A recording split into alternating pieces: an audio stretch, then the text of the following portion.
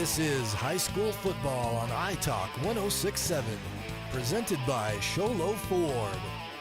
Produced by White Mountain Youth Productions in cooperation with iTalk 106.7 Radio. High school football is also brought to you in part by Northland Pioneer College, Ace Hardware of the White Mountains, Sunrise Park Resort, Honda Outdoor Ski and Sports Store, Beamer's Glass, Beeler Orthodontics, Summit Regional Medical Center, Octopus Car Wash, Native Grill and Wings, and Mountain Mobile Auto Glass. And now, Sholo Ford presents high school football. Native Grill and Wings and Mountain Mobile Auto Glass. And now, Sholo Ford presents high school football on iTalk 106.7 and worldwide on iTalk1067.com. Welcome everybody, Sholo High School's where we're at. Tonight's game, Sholo High School as they host the Payson Longhorns punt. It's homecoming night here in Sholo, so we're going to have those festivities as well. But two teams that are still trying to find their way this season. Well, like you say, Bill, Payson coming into tonight's game, the visitors with a 1-4 record. Sholo with a little bit of better record. They're coming in 3-2. When you look at both teams, some common opponents really quick. Both teams having lost to Round Valley. Payson losing 52-7 to the Elks in their last game last week. Sholo, meanwhile, Round Valley was their first opponent, and they end up losing that football game 41-12. So both teams losing there to Round Valley. The other common opponent was Castile. Of course, Sholo losing to Castile. They played away last week, losing 70-7. Payson, meanwhile, their second game was against Castile, and they lost 70-0. And again, Payson's other losses were to Safford, the first football game of the year for them, and the third football game against Fountain Hills. They did beat Coconino, which is their single win for the season. Sholo, meanwhile, their 3 wins coming against some of the Navajo teams, Chinle, Window Rock, and 2 of the Navajo schools, Chinle, Window Rock, and they also beat Coolidge 41-13 earlier this, or I guess, yeah, we're still in September, earlier in September. Well, obviously, 2 of those losses against 2 really good teams. Castile, a team that is beating everybody. I think they've had one game that was reasonably close, and it was, I believe, against a team from California outside the state. Other than that, Castile has manhandled everybody. And I think most games scoring 70 points, actually creating some ill will, I think, along those lines. But Round Valley, the other team, and then Round Valley, another team that's really tough. You know, both teams we would expect to be better. Some changes, transitions going on. Coach Maxwell doing his first year. Monty Maxwell is the head coach of Sholo High School. These coaches have been around a long time. They definitely know the program. They definitely know football. You know, I think tonight will be an interesting contest, an opportunity for them to kind of really we can gauge how they match up here in the 3A or in the 3A. But well, Coach Maxwell, of course, his first year as head coach, but he's been here at Sholo for years. Before that, he's stepping up into the head coaching position. And then with Payson, Jake Swartwood, he's been there, I don't know, 4, 5, 6 years. So you have basically 2 veteran coaches, very familiar with their programs, have a system in place. These 2 teams last year, Payson, of course, went into the playoffs, as did Sholo. So, they really battled it out last year. So we'll see. When you look at the common opponents again, especially the ones they lost to, Round Valley, Castile, scores fairly similar. So it would suggest that we could have a real battle here tonight. Payson only averaging just under 7 points a game. They've got to get some offense, obviously. But we're going to step away. When we return, we're going to talk about the Ace Hardware keys to the game, as well as the Summit Healthcare injury report. Try to get you guys up to speed on what to expect for tonight. This is the Sholo Ford presentation of high school football on iTalk 106.7 and on the net, iTalk1067.com. Need hats, shirts, or jackets embroidered with your logo? Get custom embroidered products from Little Bluebird Studios. That's right, the company that does the best job screen printing t-shirts and hoodies now offers embroidery. Little Bluebird Studios is a local company with skilled designers that care about your company's image and brand. Call Little Bluebird Studios today, 928-351-7942, or online at littlebluebird.org. Little Bluebird Studios, the company that cares. In today's challenging economy, having a college education is a must. Northland Pioneer College is here to help you prepare for your future. NPC is committed to providing you with the highest quality education with the lowest tuition cost in the state. We offer a variety of advanced learning classes to prepare you for a transfer or associate's degree, personal interest education, or earning your GED. Contact an academic advisor for more information. Go online at npc.edu.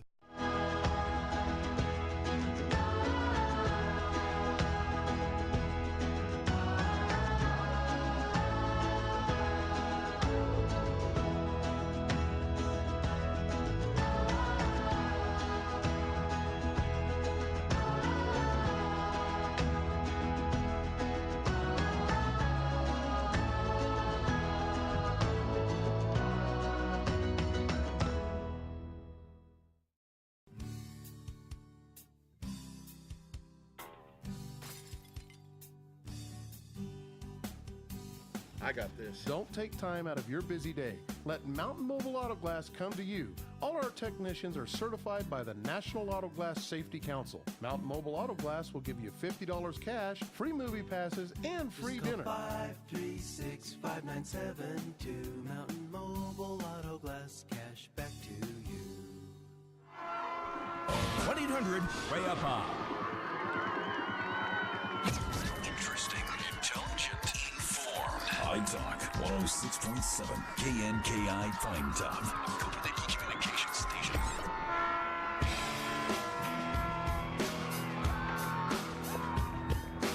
A lot of excitement here on the field. Again, the Show-Low Cougars just taking the field, getting ready for the start of the game. Here as it's homecoming, so a lot of enthusiasm. You can hear it. Good crowd, good turnout. Should be an exciting game, Punk. Yeah, very big crowd for Show-Low. A few visitors on the Payson side. And you can see here, for those of you that are watching the stream, Show-Low team in the middle of the field getting fired up to get this thing rolling. Just by sheer numbers, Show-Low's got a lot of kids in uniform. Over on the other side, not as many as we're used to seeing for the Payson Longhorns. Punt, we've got a couple things we want to talk about. Ace Hardware keys to the game. Ace Hardware has a locksmith 24/7, so anytime, day or night, you can check with the Ace Hardware. 3 locations. Be sure to call Ace Hardware. What are the keys for tonight's game? Well, you know, with the visiting Payson Longhorns, as you noted, Bill, I think one of their big keys is find a way to put points on the board tonight. They're going to be up against a Show-Low offense that can definitely do that. And for them to stay in this game, they're going to have to come up with some sort of viable offense that gets some drives put together. And then talking with Show-Low coach Maxwell, he felt their biggest key is just avoid mistakes. You know, in the first few games, he feels like they've really been shooting themselves in the foot with just some poor decisions, penalties, things of that nature. He feels if they can clean up that end of the football game, just avoid mistakes and play smart, he feels his guys will do much, much better. Well, there you have it, the keys to the game. Again, Ace Hardware, I want to thank them for sponsoring the keys to the game. Ace Hardware with a 24-hour locksmith available 24 hours a day. That's 7 days a week, Ace Hardware.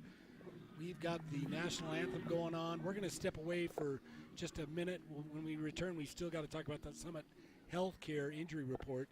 You're listening to Show-Low Ford's presentation of high school football on iTalk 106.7 and on the web, iTalk1067.com.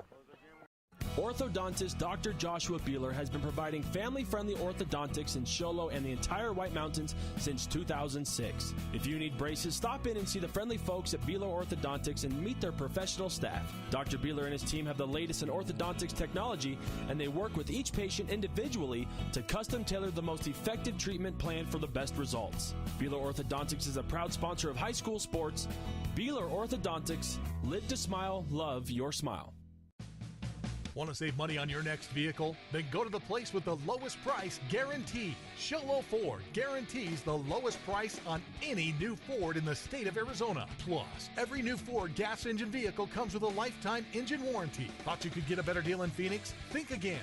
The absolute best deal in the state of Arizona is at Sholo Ford, the #1 Ford dealer in northern Arizona, and soon to be #1 in the state of Arizona. Sholo Ford on the east end of the Deuce. Clubs.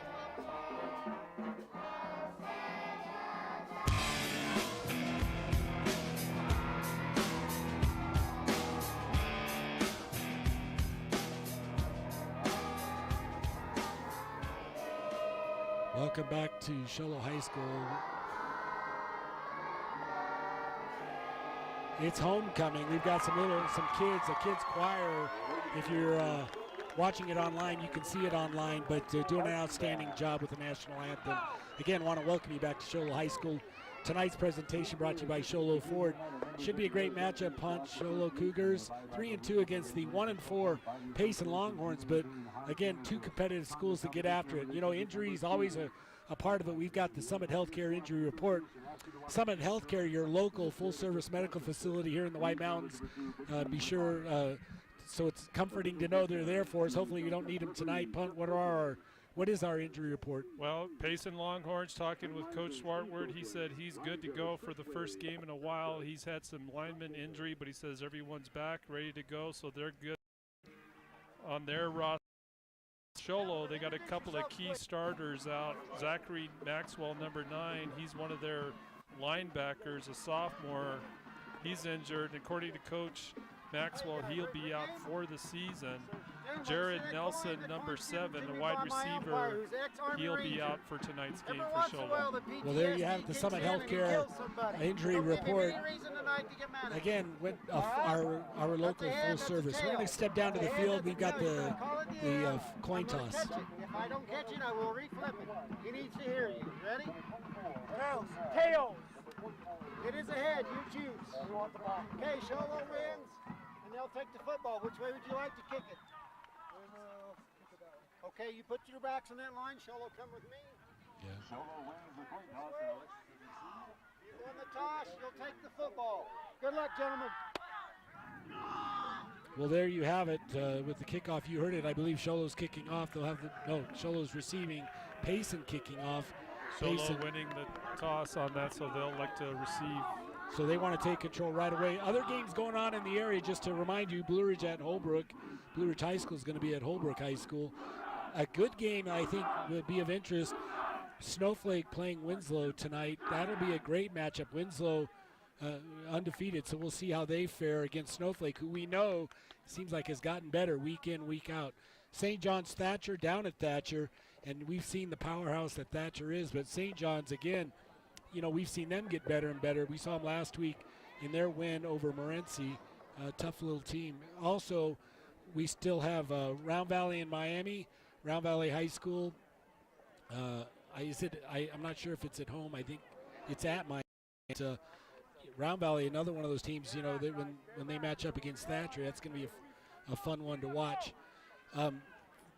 Another interest is Florida ALA, American Leadership Academy. They won last year the state championship, and they're down in Florence. Florence, another highly touted team. ALA is well, although they had to kind of reload because they lost some guys. We'll see how that one turns out. Again, welcome to Sholo High School. Payson Longhorns getting ready to kick off. To kick it, Charlie Francis to kick and to receive deep for the Sholo. Dalen Toon and Cal Fawcett. For those of you on with the radio, the Payson Longhorns kicking off from right to left. Sholo offense will be going left to right. It's a high, kind of a pooch kick. It's going to take in about the 17 by Toon. He's going to get twisted and maybe get a couple yards just shy of the 25-yard line where he's brought down. That's number, is it 56 or 55? Jason Bland, number 56 for Payson, coming in hard on that kickoff return. The kickoff team for Payson just doing a good job getting the line and dropping the runner. But Sholo will start their first drive here at the 25. Payson Longhorns look like lining up in a 3 front. 3-man front. Check that. Looks like now it's a 4-man front. Looks like a 4-2. Show Low Cougars out of the shotgun. They're going to have a single back. Trips to the near side. Single receiver to the far side. Quarterback for the Show Low Cougars, John Jenkins. Is that correct? Number 3. Jacob Yeager. John Jenkins. Oh, snap goes Bad through snap. his hands. It's going inside the 5. Jenkins jumps on it just outside the end zone, but Payson with a great break on that bad snap and out of the shotgun. Show Low Cougars now backed all the way up inside their 5 to about, looks like about the 2-yard line. Well, Tough start for the Cougars. That was a high snap for sure, but still, to me, a catchable snap. Those are the kinds of mistakes Coach Maxwell was talking about right there. Those kinds of plays are the ones that Show Low Fields have really been shooting them in the foot and hurting them. And you can see why they're dropped back all the way now to their 3-yard line. Coming out now, trips to the near side, 1 receiver to the far side. Staying with the shotgun, Jenkins looks right, throws underneath, and it looks like it was tipped. Dalen Toon, the intended receiver, tipped off. It looked like it was tipped by a Payson Longhorn. Tyler Heskett coming in, looked from a safety position to put the final blow on the receiver. But as you say, Bill, that ball looked like it might have been tipped by one of the linebackers, I believe number 56, Jason Bland, for Payson. So with that, 3rd and 32, trying to really probably just get it to where they can have better punt position or punt to punt it. 3 receivers to the near side, again out of the shotgun, rolling right is Jenkins. Looking downfield, throws out to the flat.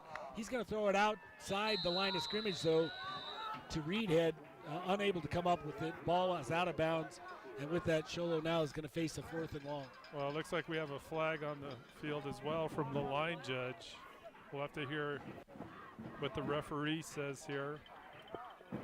Looks like they're talking to Payson, so it's... they're going to decline it. Illegal man downfield on Show Low. Penalties declined. 4th down. So with that, it's 4th and 32 now as they're punting out of their own zone. Not a great series to start with for the Show Low Cougars. Well, and it starts with that first snap from scrimmage, that high snap to the quarterback, getting through his hands and pushes them all the way back close to their end zone. Dalen Toon punting now all the way back to the deep end, to the back end of the end zone.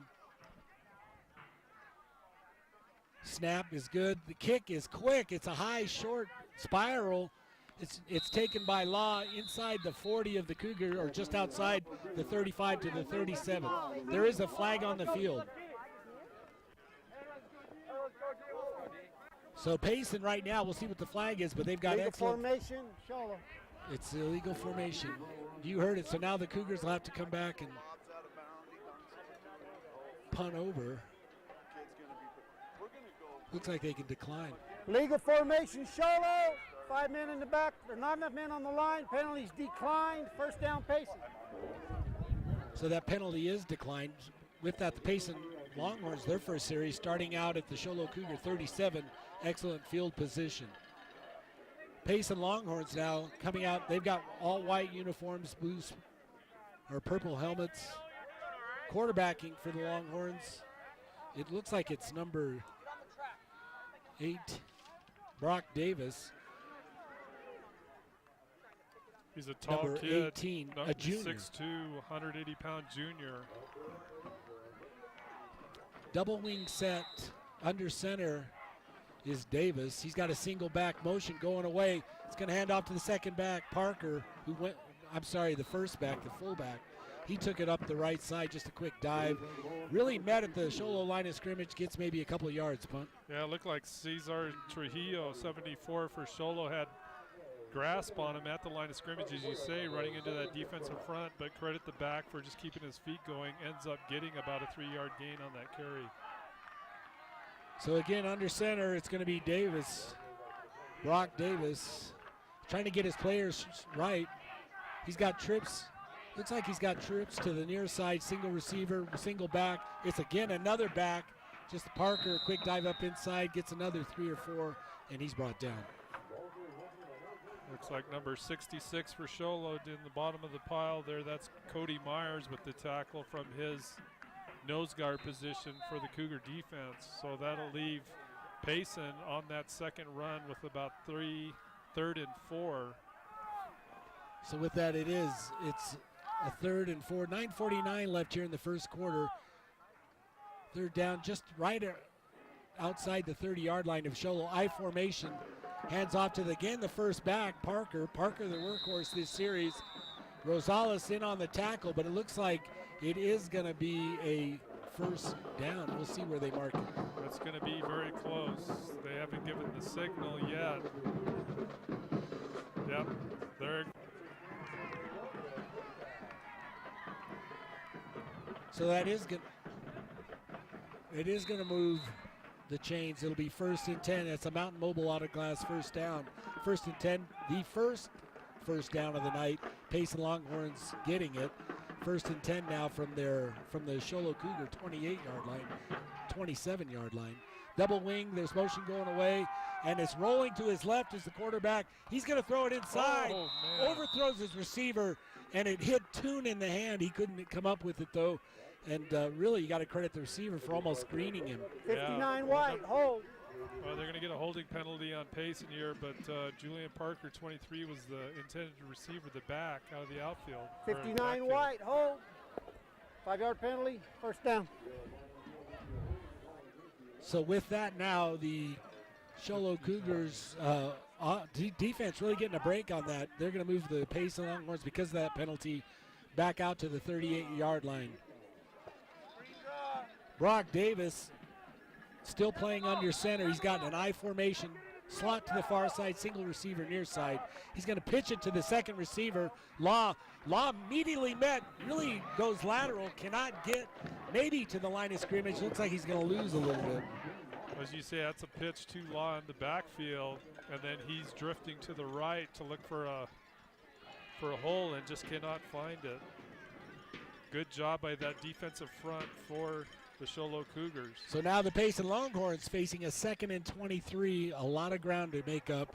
They're backed up, although still great field position, backed up to the Sholo Cougar 39-yard line. They've got deuces on each side, motion coming towards us, and handoff, actually fakes the handoff, quarterback keeps, but immediately brought down inside the tackle. Nice job by the Sholo defense. An injured Sholo player limping off the field. It looks like number 66, Cody Myers, coming off, favoring, looks like it might be an ankle injury. Great job on that last play by Arturo Munoz, the 6'4", 240-pound defensive tackle. Does a nice job really coming in and tackling the quarterback. Immediately there's a flag. It's going to be against the Payson Longhorns. Another penalty sending them back. Encroachment, Payson. 5-yard penalty, repeat third. It's going to be 5 yards. They're going to drop back another 5. So with that, it'll be now 3rd and 28. So and again, both ends offense is struggling here early. You said exactly what I was going to highlight. Both teams struggling with their initial possessions with penalties. Single back, rolling to the right. Pressure coming from behind him. He's going to throw it underneath. Really threw it to one of the Sholo Cougar linebackers. Payson Longhorn offense not looking very good. That's 56, the linebacker for Sholo, Dylan Gabbard, who the ball, as you say, went right to him. He just knocks it down. Not a well-thrown pass at all. So Payson with 4th down at the Sholo 43. Looks like they will drop into pump formation here, hoping to Shane Law back for Payson. Toon on the receiving end for the Sholo Cougars. It looks like the punt's going to be between the 45 and 50 of the Payson Longhorns. It's a low spiral. It's going to go to the right. Takes a Payson bounce, though, all the way inside the 10. Nice little angle kick inside the 10. Looks like it's going to be around the 5. Is it the 10-yard line? No, it looks like the 5-yard line. It looks like it might be inside the 5-yard, maybe like at the 6. 6-yard line was where the Sholo Cougars, again, 2 possessions now where they're going to be deep in their own territory. One because of a bad snap that first series. This one on the really nice punt that went out of bounds, and Payson defense has really had some luck already early on, just putting the Show Low Cougars deep into their own territory. Out of the shotgun come the Cougars now. They've got double slots to each side, single back. Out of the shotgun, it's Kime. They get it to Kime. Kime takes up, doesn't go down with the first guy, gets outside the 35, 40, finally brought down about the 42. Great job by Weston Kine on that run. Great job by, just good vision by him, following blockers initially and then finding Green out on that sideline. Julian Parker for Payson ultimately coming from behind as Kime slows down to cut back towards the middle of the field to make a saving tackle, but not after a huge gain by Kime. So we got Jenkins again out of the shotgun, double to this side. It's a 2-by-2, two receivers both sides. Jenkins, looks like officials waiting to get it set. Jenkins out of the shotgun. He's got Kime behind him. He looks right, immediately throws right. Ball is overthrown, though, goes out of bounds.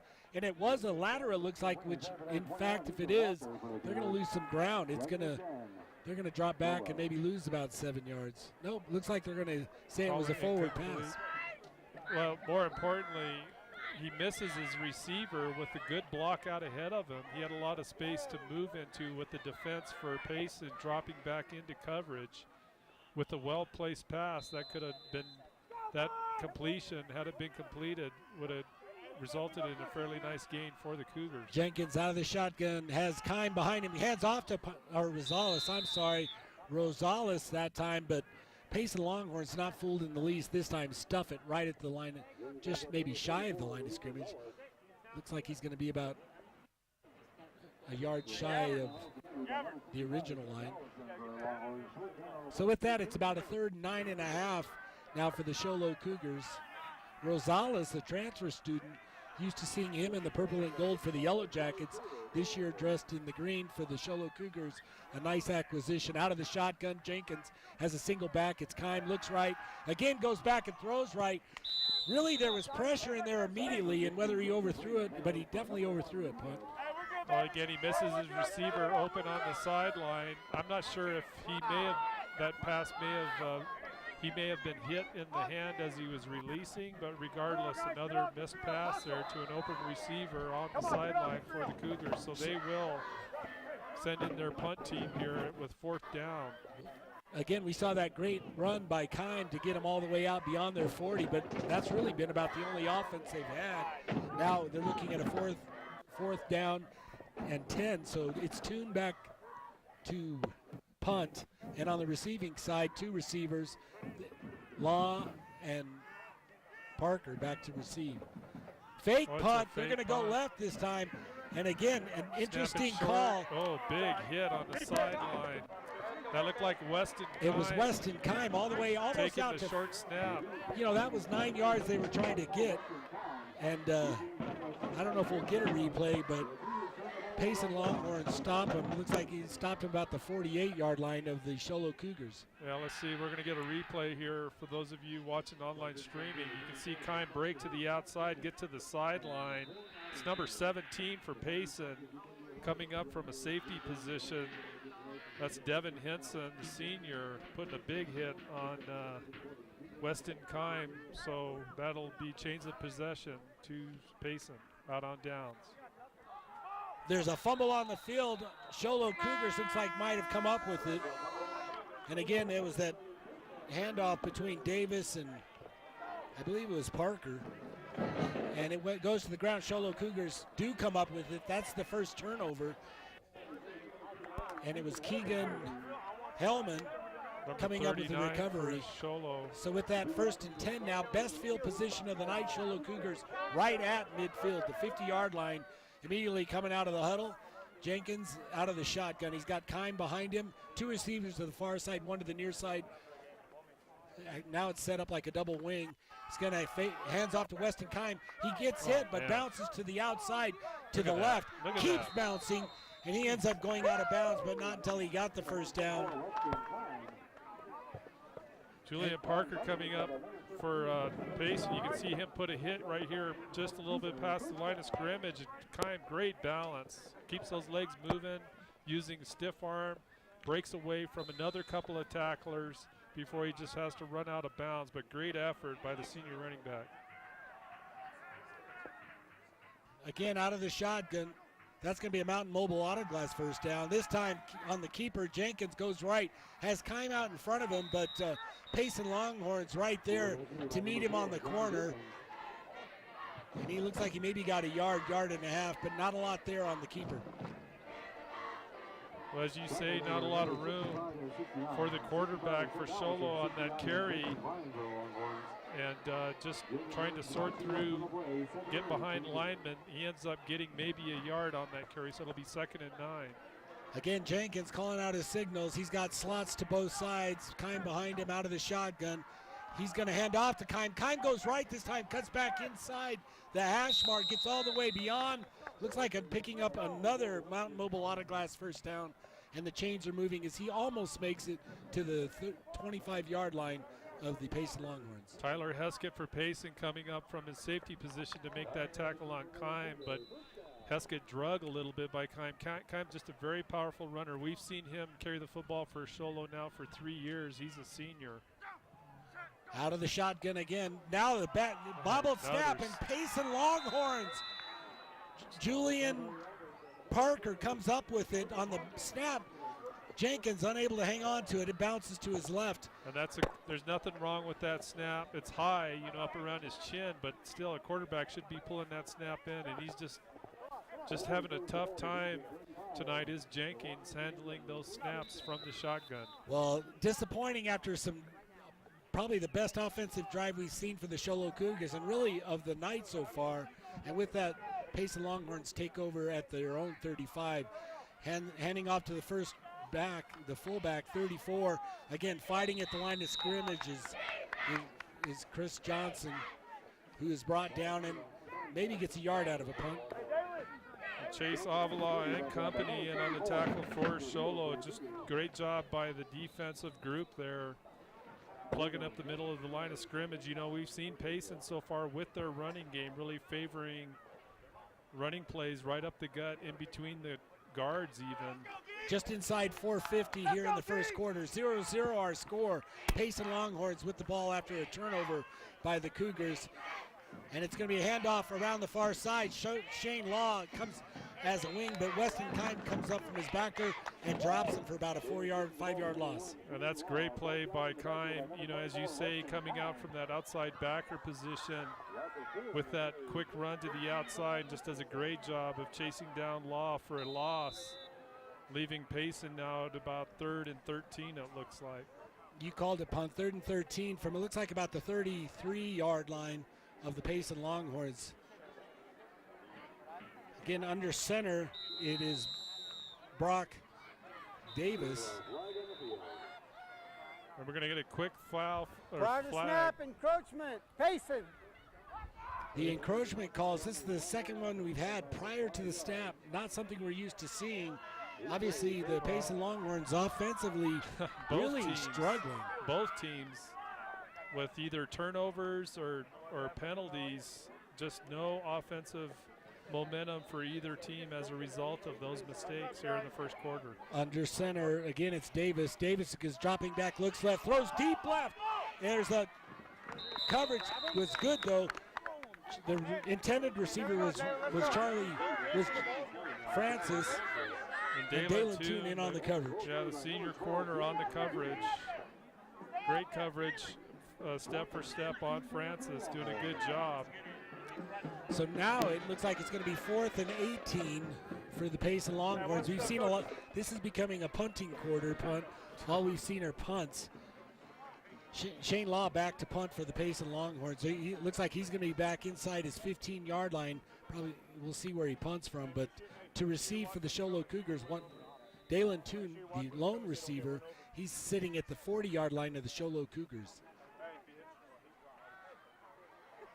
Here's the snap, good snap, punt gets away. It's an end over end, right down the middle of the field. Toon drops it. He manages to pick it up on the bounce, though, but immediately dropped at the 45-yard line. Tyler Heskett, 48 for Payson, comes in just as Toon picks it up off the ground.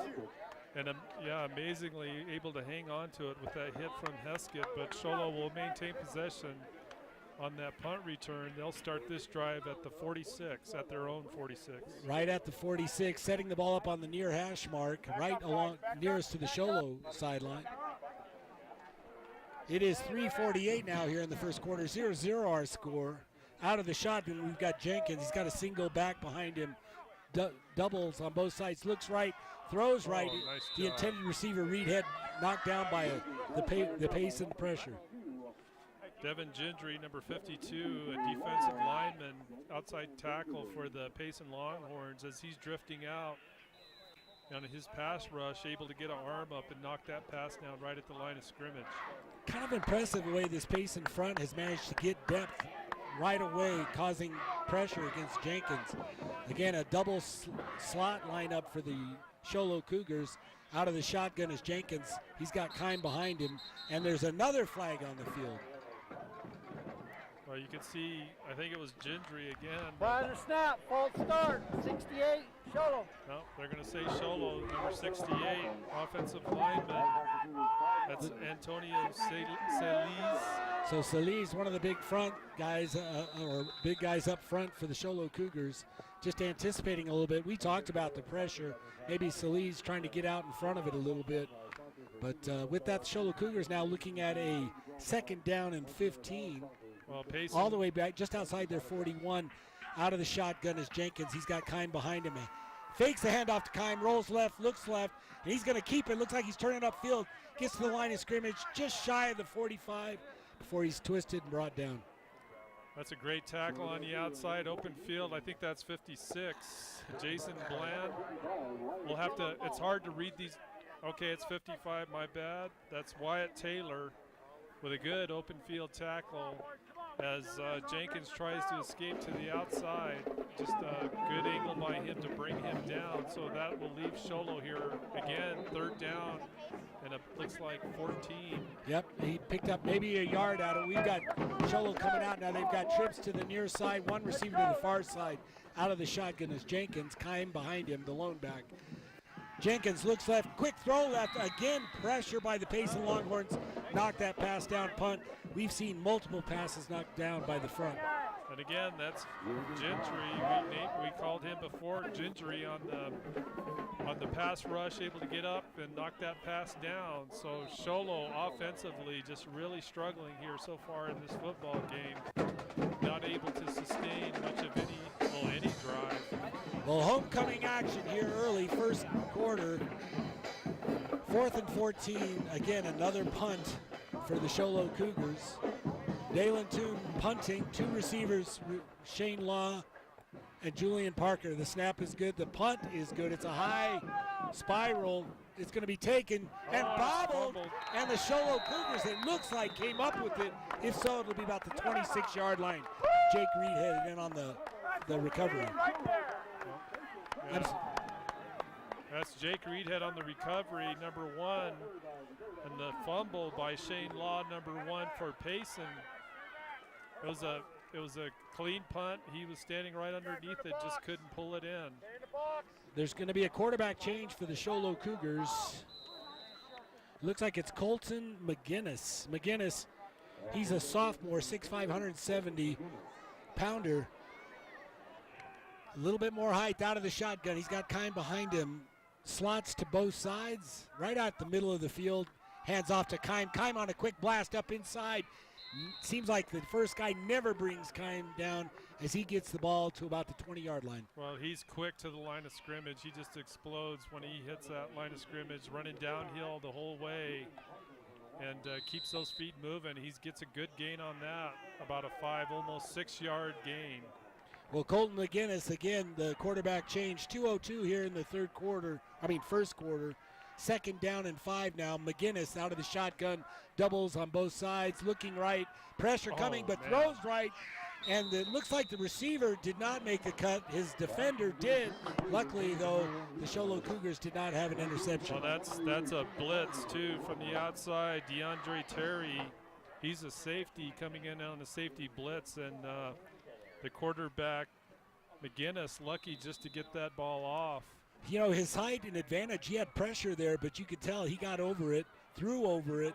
There was immediate pressure. Now it's going to be 3rd down and 5 facing the Show Low Cougars. McGinnis out of the shotgun. He's got Kime behind him, the lone back. Slots to both sides. Here's the snap, and he's looking right. Quick throw right. Gets the ball to the receiver. Nice little block, and he's still going inside the 5. Finally brought down. Turner on the receiving side gets the ball to about the 3-yard line.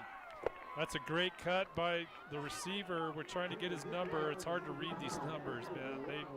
Anyway, he makes a good cut. Turner? Yeah, that's number 6. Number 9? James Turner. Oh, wait. Makes a good cut after the catch. But more importantly, that's the pass that Jenkins was having a hard time trying to complete earlier in the football game. 1st and goal from the 3. McGinnis trying to get it off, but there's a flag on the field, or there's a whistle. And we'll see what the call is here. I'm not sure what. It looks like they're going to reset the clock. We've got a scoring update. Thatcher 16, St. John's Redskins 6, still in the first quarter. Now it's McGinnis again out of the shotgun from his 3-yard line. It's 1st and goal from the 3. He's going to hand off to Kime. Kime on a blast inside, has one lineman in front of him, and he's going to get across. That's his first score of the night, Weston Kime. That's just a great run by Weston Kime. You know, good line surge at the point of attack at the line of scrimmage, but Kime doing his job just after contact. You'll see here on the replay, he's hit right at the line of scrimmage and just keeps those feet moving against some big linebackers and able to crawl in to the end zone. So back for the PAT, it looks like it's going to be Jan Ramirez. Jan Ramirez, the kick is up. And it looks like the kick is good. With that, 1:35 here in the first quarter. Show Low Cougars get a score on the board, 7-0. You're listening to Show Low Ford's presentation of high school football on iTalk 106.7 and on the web, iTalk1067.com. When you think glass, think Deemer's Glass in Lakeside. Deemer's Glass offers the best selection of quality glass with affordable prices. They do full home window packages, replacement windows, custom shower doors and enclosures, custom mirrors in many shapes, styles, and colors, glass doors and hardware, commercial glass for buildings and offices, skylights, screens, fire-rated glass for your fireplace or stove, window film, and more. Visit Deemer's Glass today on Porter Mountain Road in Lakeside or call 1-888-GLASSMAN.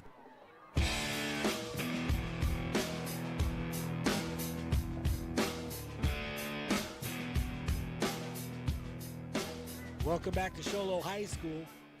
Our score now 7-0. Show Low Cougars finally put points on the board. You know, a quarterback changed McGinnis.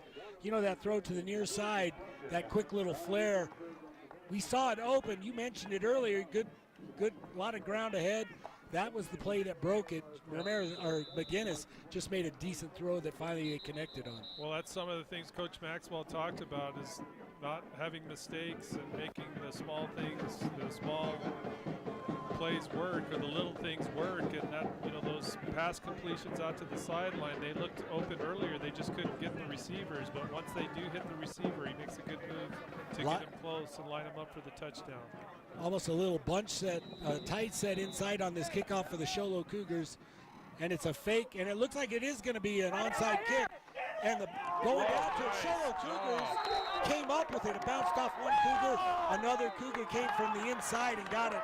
It's number 22. Number 22 is Trayson Neff for the Show Low Cougars. Well, that was Weston Kime going down the sideline. It looked like Weston Kime, number 24, to jump up and tap that kick back in play. We're going to have a penalty. Illegal formation, Show Low. 3 men on that side of the kicker. You just heard it. We talked about that little bunch set. Maybe a little confusion on that. I don't know if we're going to get a replay. Not a lot of happy feedback coming from the sideline. Well, the coaches are arguing. We can show you film right now. Yeah, see, they did a little rotation on Got that illegal kickoff formation. Show that him, left not just enough 3 men men. on the side of the kicker. The 5-yard penalty will re-kick. That's a good call by the referee. You can see it on replay. Well, I tell you what, it was great execution. You have to be impressed by Kime tipping it back in, as you mentioned. But a lot of questions being asked by the Sholo coaches on the sideline. A lot of emotions, but with that, I think the Sholo kickoff team is going to go back and re-kick. Well, that's a great play regardless. It's going to come back for Sholo, but it was a great play by Kime to tap that ball back in play as it was headed towards the sideline out of bounds. Yeah, that's one of those rules I don't think we don't know about until it shows up, and tonight it showed up. Setting up now on the right hash mark at the 35-yard line will be the Sholo Cougar kickoff team.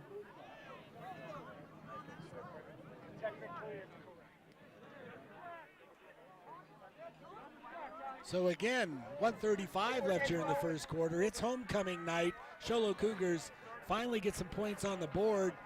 Looked like they were going to come back with the ball, but there's a call on it on the onside, which Sholo did do a great job recovering, and that's something you can bet. Great call, came at a great time. Payson Longhorns caught off guard, but with that now, the Sholo Cougars kicking off from their own 35. They're going to move as they were moved back 5 yards. The kick going down the right, well, taking about the right hash mark, left hash mark, near hash mark. Shane Law running left towards the Sholo sideline. Actually pulls it. Looks like he might have dropped his knee inside the 30. Gets the ball all the way almost out to the 30. Actually, they're going to give it to him about the 32-yard line. Looked like his knee almost touched. Brought down by it was Turner. Again, Payson this time able to hang on and get some decent field position at their own 32. So with Sholo finally being able to mount an offensive march down the field, thanks to a good pass completion by them, we'll see if Payson can get their act together here offensively. They've really struggled in this first quarter. Well, that was the Northland Pioneer College kickoff. That's going to hand off to the fullback, the dive back Parker. He's going to get it just outside the 35, brought down by Sholo's Rosales. NPC touting the lowest tuition in the United States, or in Arizona for sure. Sorry about that. Maybe a little bit of a reach. Northland Pioneer College, our local college, with the lowest tuition in Arizona. Punt, as always, we talk about it. You've got a couple kids. I know I've got one, I think, still in. There's a dive. A keeper, I'm sorry, he's going to pitch. A late pitch, does a nice job. Pitch to Law, gets out and gets beyond the first down. Just beyond. Turner on the stop, but the chains are moving. And that is going to be a first down for the Sholo Cougars, the Mountain Mobile Autoglass first down. Well, that's a smart decision by the quarterback for Payson. He draws that linebacker in. And doing so with that pitch allows the runner a lot of space on the outside, and he's able to run for the first down for Payson. Davis does a good job, the junior quarterback for the Payson Longhorns. Coming now first and 10 motion as they've got a single back, and it's a quick dive up the inside to Parker, their workhorse. He's going to get about 4 yards, 3 or 4 Cougars in on the stop. Keegan Hallman and Luis Rosales from his inside linebacker position on the tackle. But that's some tough yards there for Parker. So it's going to be 2nd and 8, it looks like, for the Payson Longhorns now from their 48-yard line. Right at midfield, right in the center of the field, I should say. Quickly out of the huddle, double wings, little double motion almost, but Parker on the dive, but immediately stopped by the inside of that Sholo defense. There's a lot of players inside there. Rosales, one of them, number 76 as well. Arturo Munoz, one of the bigger players out there, 6'4", 240. That's the end of the quarter. We're going to step away. Our score 7-0, Sholo Cougars up. You're listening to Sholo Ford's presentation of high school football on iTalk 106.7 and iTalk 1067.com. You've been there, waiting forever at the gas station for the guy to free up so he can fill up your propane tank. Or worse, when the only qualified propane technician decided to stay home that day. Yep, you've been there and I have too. That's why now I get my propane from Ace Hardware every time. You get Ace Hardware's world-famous customer service when you stop in for propane. That's right, you get in, you get out, and you get a great deal on propane and everything else. From Ace Hardware at their locations in Pine Top and Heber. Ace Hardware is proud to support White Mountain Sports. 7358.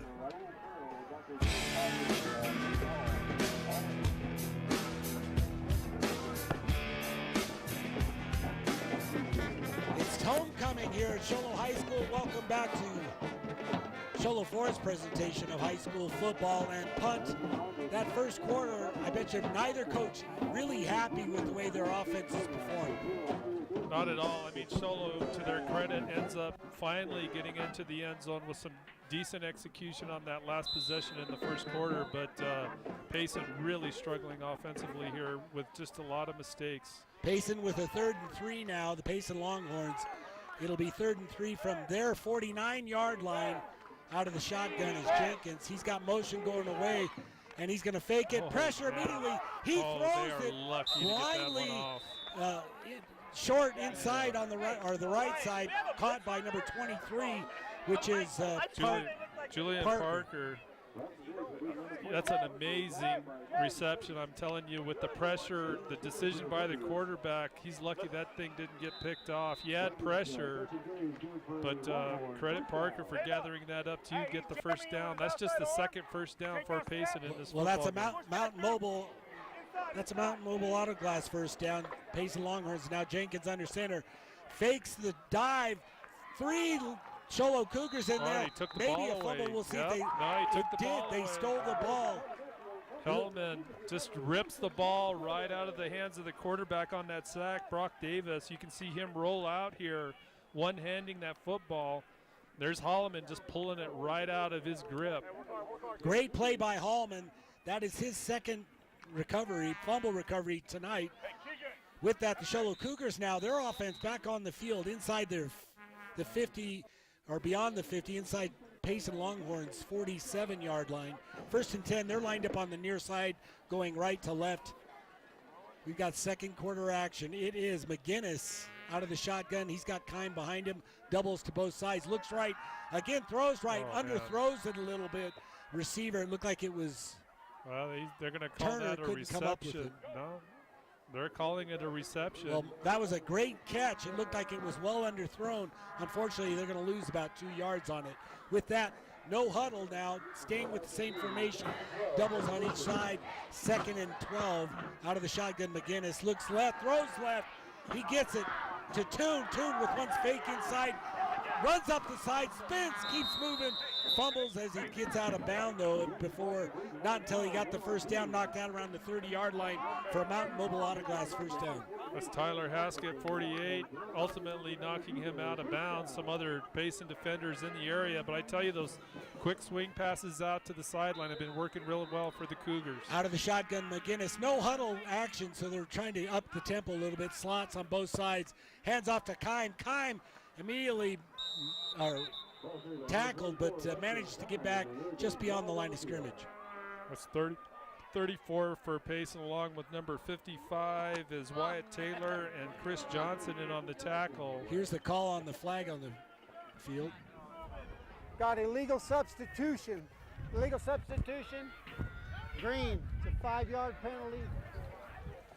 Again, going no huddle, they make a substitution after they're set, I'm assuming, but with that, it's going to be a 5-yard penalty. Is that correct? I believe so. Discussion going on now between the referee and the Payson captain. Got illegal substitution. Sholo. Penalty's declined. It's 2nd down. 2nd down now. They decline it, so no gain on the play. Kime did manage to get back to the line of scrimmage. 2nd down and 10 out of the shotgun. McGinnis, he's got a 2-by-2 formation, 2 receivers each side. One back behind him. Kime, and Kime dives off tackle, gets almost to the 20-yard line before he's touched. Ends up picking up 11 yards, right close to the first down. That's 7 carries, 87 yards for the football game for Weston Kime. And again, 48, along with some other Payson defenders. That's Tyler Heskett coming in to drag him down, but it's taken like 3-4 guys to bring down Kime tonight. That's a Mountain Mobile Autoglass first down. There's a timeout on the field. Looks like the Payson Longhorns taking a timeout. We're going to take a timeout as well. With 10:50 left here in the second quarter, our score 7-0, Show Low Cougars up. You're listening to Show Low Ford's presentation of high school football on iTalk 106.7 and the web iTalk1067.com. Summit Healthcare Regional Medical Center is a proud supporter of high school sports. Many of our local sports players were born at the hospital, where Summit Obstetrics offers comfortable individual rooms for mom and baby. In case of a sports injury, the hospital ER is always staffed and prepared to take on the most serious injuries, and Summit features an advanced diagnostics department with state-of-the-art equipment. The Summit Healthcare orthopedic and therapy teams can help sports players overcome injuries and return to the game. Summit Healthcare Regional Medical Center wishes all players a successful and healthy season this year.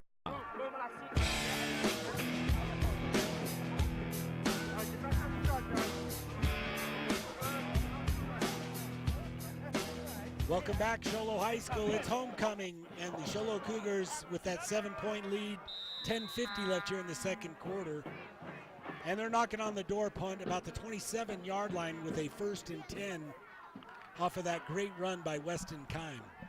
Well, Show Low doing a good job again here, mounting on their second consecutive possession, doing a good job offensively. Out of the shotgun, McGinnis, only a sophomore, the second quarterback tonight. Looks right, throws right, hits Reedhead. Reedhead with the spin, and he's close to another Mountain Mobile Autoglass first down. Looks like he did get it. That's very close, and I think they will give it to him. Well, maybe.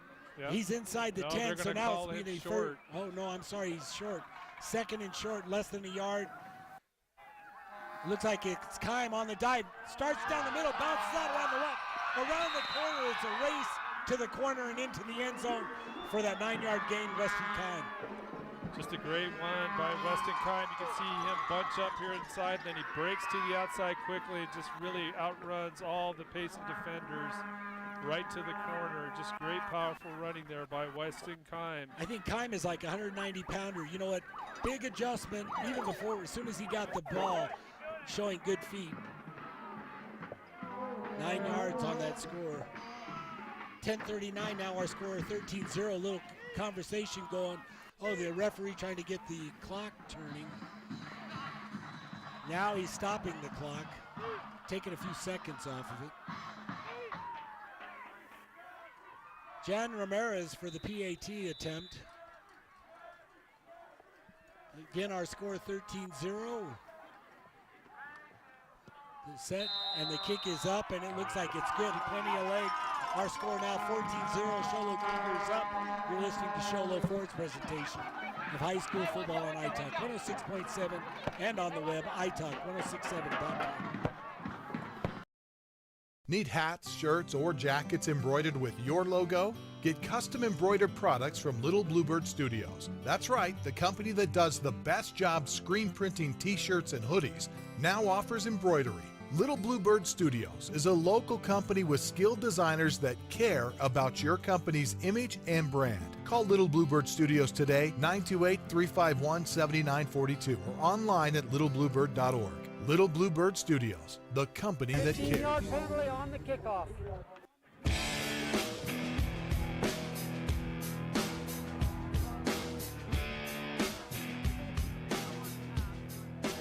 Welcome back to Show Low High School. Again, our score as the Show Low Cougars get their second score of the night, 14-0 Payson Longhorns. Offense struggling. We'll see how they respond, but impressive score by Weston Kime. John Ramirez, we've been saying Jan. It's John Ramirez with the 2 PATs. Plenty of leg. Does a great job. Anyway, Ramirez on the, we saw the last time the Cougars kicked off punt, they did an onside and actually recovered it, but it ended up being, there was a flag on it because they didn't line up correctly. Well, they got a Show Low on the kicker on the point after. John Ramirez gets a 15-yard unsportsmanlike penalty, so they're back to Show Low here on the kickoff. They'll be kicking off from their own 25. Well, here's the kick as he kicks all the way back at his 30-yard line. It bounces off the return man, Law's helmet. Law's going to pick it up, out to the 10, the 15. He stumbles just shy of the 15, I guess, or actually just shy of the 20. He's going to be brought down about the 17-yard line. And again, that fumbled kick return by Law, it delays him, of course, having to use time to find the football. Meanwhile, the runners or the kickoff team for Sholo is able to get down the field and doing a great job at limiting him to any gain whatsoever. So Payson will start at the 18-yard line.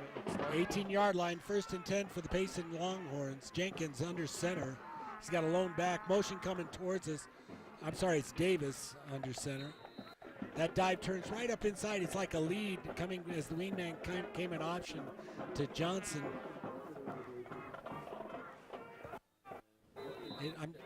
It's Julian Parker on the run. He gets about 4 yards. So with that, it'll be 2nd down now, 6. It looks like the ball's placed outside or just beyond the 20, maybe the 22-yard line.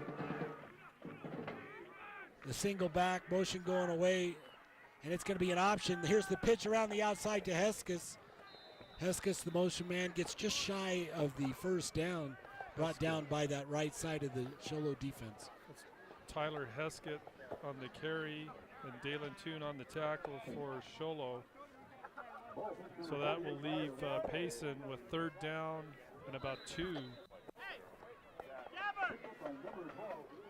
Punt, you've got some scores in the region, some updates. We're going to give them to you here just right after this next play, I believe.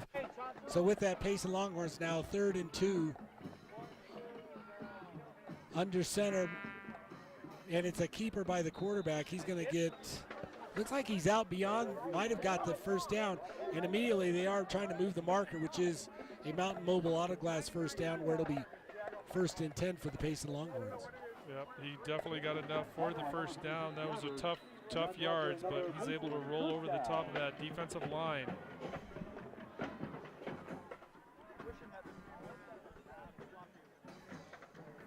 Brock Davis under center. He's got a single back pitch to the motion around the near side. Law, one stiff arm. Another Cougar comes up hard, but a nice gain by Law. He picks up probably 4 yards, 5 yards maybe, before he's brought down. Number 6, James Turner, initially on the contact, and then finishing off the tackle is Aaron Villalaba. So that's after about a 4-yard gain. So Law on that run takes to the wide side. Again, 4-yard gain. Here's the dive coming back the other way on the inside to Parker. And Parker gets just beyond the 35-yard line, still shy of a 1st down, but it's going to be 3rd and about 3. Again, a lot of the runs tonight for Payson, they've been favoring the running game, of course, but they're not bashful about it, trying to attack the middle of that line, going right up the gut with a lot of their runs. That time, not a bad gain, leaving them with about 3rd and 3. Brock Davis again to the line of scrimmage. He's under center, quarterback for the Payson Longhorns. He's got a single back. He's looking right, and there's pressure, and he's going to be thrown down. Luis Rosales immediately there coming in, blitzing in from his linebacker. That's a inside linebacker blitz by Rosales, just finding a gap in that interior line, able to shoot through cleanly and come up with a big sack there. So that's going to push Payson way back. They're going to have 4th and at least 9 here, and they will drop in. They'll bring in their punt team. So now back to the 29-yard line. It'll be 4th down 9. Tune back to punt for the Longhorns. On the receiving it's Hall. On the receiving side for the Cougars, it's Hall. Law for the Cougars. There looks like there's going to be a timeout on the field. Tune not happy with Esau. There's a timeout. We're going to take a timeout as well. 6:49 here in the 2nd quarter. 14-0 our score.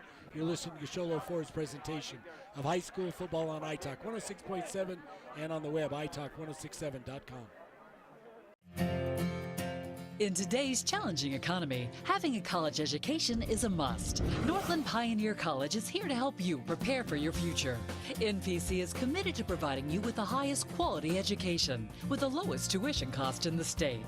We offer a variety of advanced learning classes to prepare you for a transfer or associate's degree, personal interest education, or earning your GED. Contact an academic advisor for more information. Go online at npc.edu. Interesting, intelligent, informed. iTalk 106.7 KNKI Pine Top. A Copenhagen communication station. Back to punt for the Payson Longhorns. It's long. The punt is up, and it's right down the middle of the field. Taken by Toon. He drops it, fumbles it, picks it up, and spins, but really just goes laterally. Can't seem to get any extra yards. Still great field position for the Show Low Cougars. They'll start at about their 46-yard line. Punt, local scores in the area. What do we got? Okay, we have a scoring update. Alchesay 52, Valley 6, Northwest Christian 14, Odyssey 7, and then Yuma Catholic. This is earlier in the football game 3, Castile 0. We talked about Castile. They've scored close to 300 points to their opponents' 28 in their first 5 games, so a big surprise there with Yuma Catholic being ahead in that football game. So it's going to be McGinnis now. He's got doubles on both sides out of the shotgun. Kime behind him. He looks left, throws left on the slant. Inside, it's Clark. Keegan Clark bounces it back outside. He's out beyond the 34, or inside the 35, brought down by Hesketh about the 31-yard line. That's Tyler Heskett, number 48 for Payson, coming over from his safety position, the lone safety. Had it not been for him with a good angle, that Seems would have like been a touchdown for Sholo. McGinnis, only a sophomore. Since he's come in, this offense seems to run a lot better. Again, now 1st and 10, Mountain Mobile Autoglass first down. You're sitting at the 31-yard line out of the shotgun. McGinnis looks right, and there's pressure coming, bounces in and out, rolls right, looking downfield, but gets the corner and gets about 4 yards. You know, that was a nice job, good composure, and made a good decision, kept the ball and ran it out of bounds. Well, you can see him bounce in. I'm not sure if we get a replay on the online stream, but he bounces in initially with that pressure right there in the pocket and then bounces back outside. Just a great job by him. Good job by the blocking, too, because, again, he manages to get all the way wide side of the field with his length, manages to get out of bounds, gains about 4 yards. 2nd and 6 for the Show Low Cougars. Out of the shotgun on the far hash mark. 2 receivers to the near side, 2 to the far side, and he's going to hand off to the dive back, and it's Kime who's met immediately by that Payson front. No gain. Great penetration. Seth Allison for Payson from the interior of that defensive line, just shooting the gap and able to blast through and get Kime wrapped up early. And just really no place for Kime to go on that run. You know, another game we talked about, ALA down in Florence, or out in Florence. Florence, a team that was undefeated. Right now they're down, ALA up 10-6, but a good game going on down there. Both those teams, ALA won the state championship last year. It'll be interesting to see how that plays out now. It'll be 3rd down and about 6 out of the shotgun. McGinnis rolls left, throws back to the right. Oh. Payson Longhorns are there, though.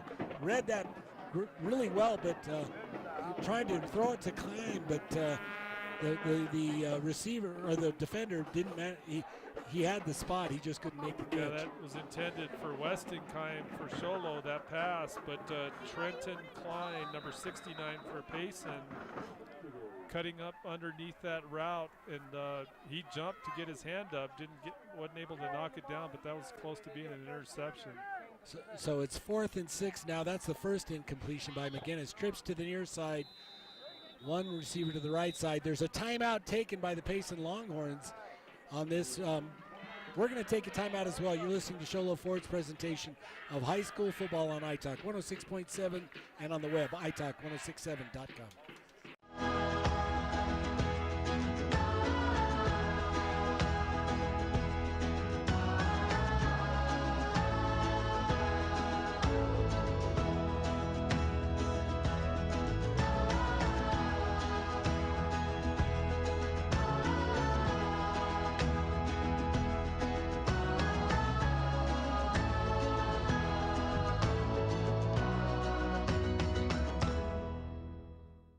east end of the deuce.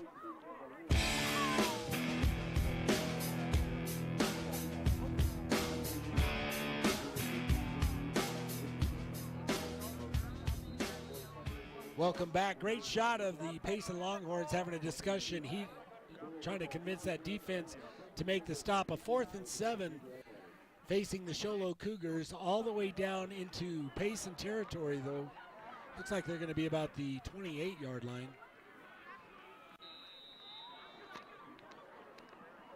You know, we've seen this first half has really been interesting. We've seen a lot of penalties. We've seen some quite a few turnovers. Payson Longhorns, their defense has spent a lot of time on the field. Sholo Cougars now, McGinnis, who is not the starting quarterback, second quarterback out of the shotgun. Now you're seeing a change in alignment, and there's a flag on the field. A Payson defender run all the way into the backfield of Sholo with that adjustment by the Sholo line.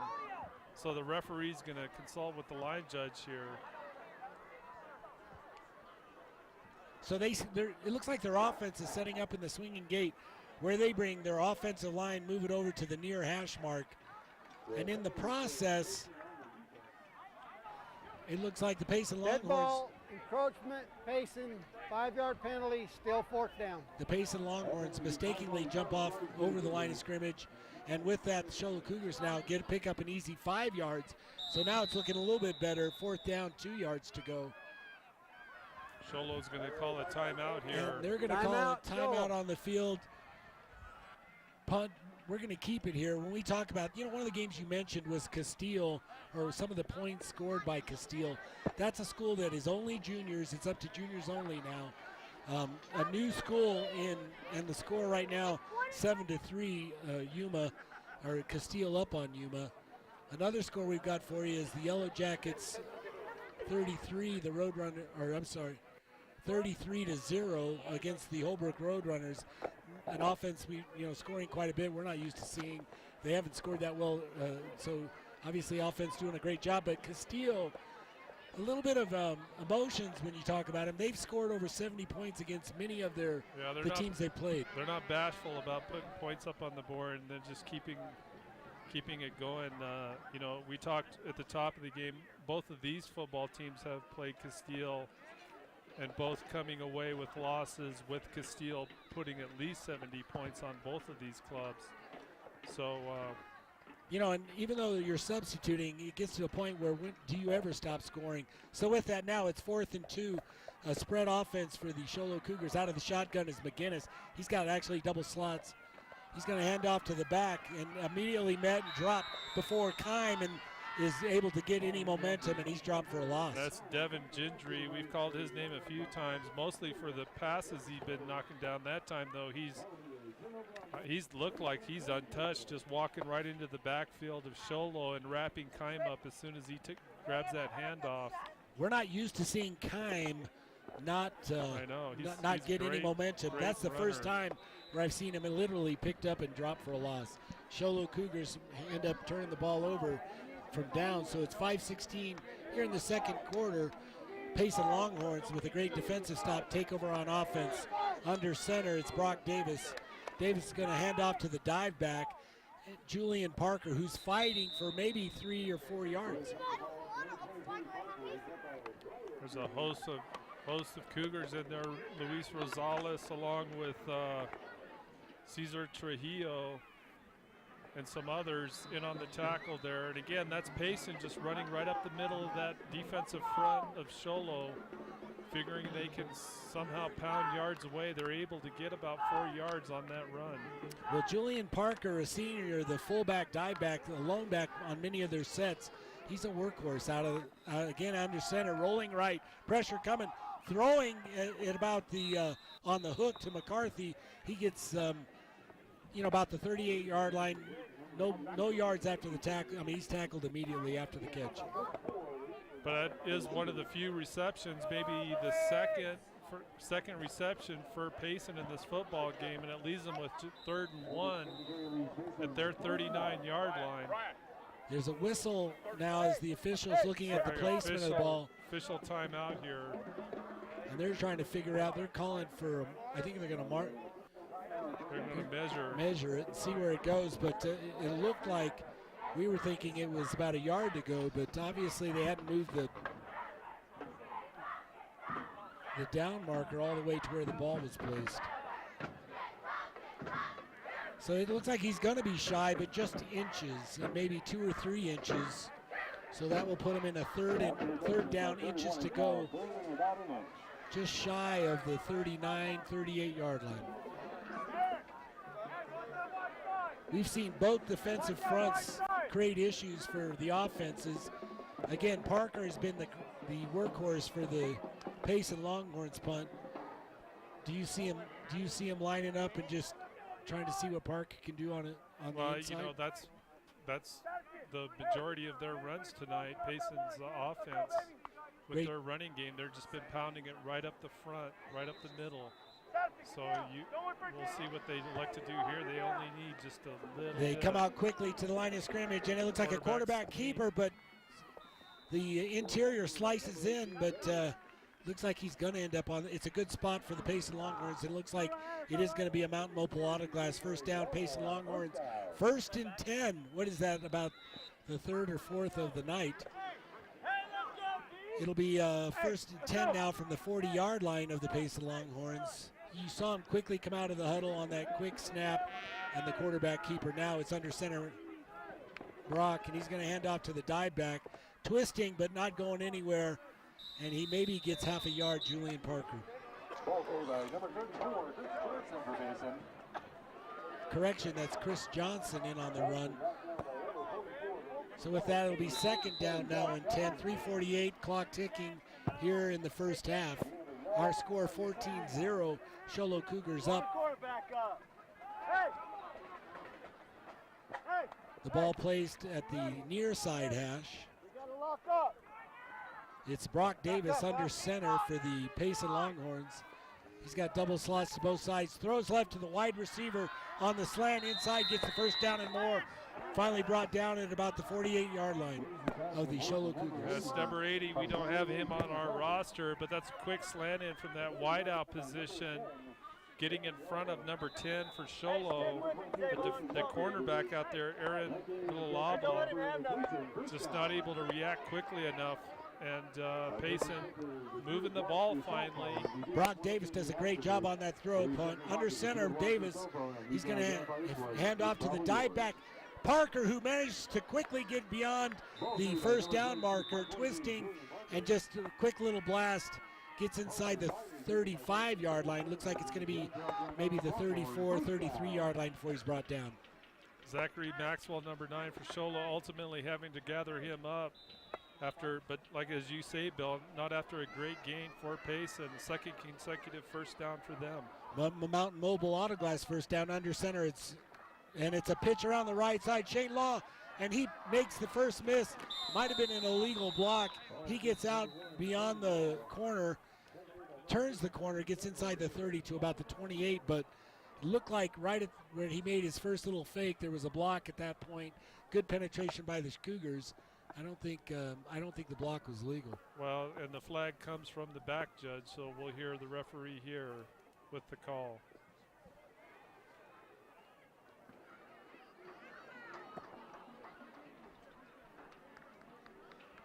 I don't think we've got any. He doesn't have his mic on. We don't have any audio on the call, but it looks like the call is against. So it's a dual foul called.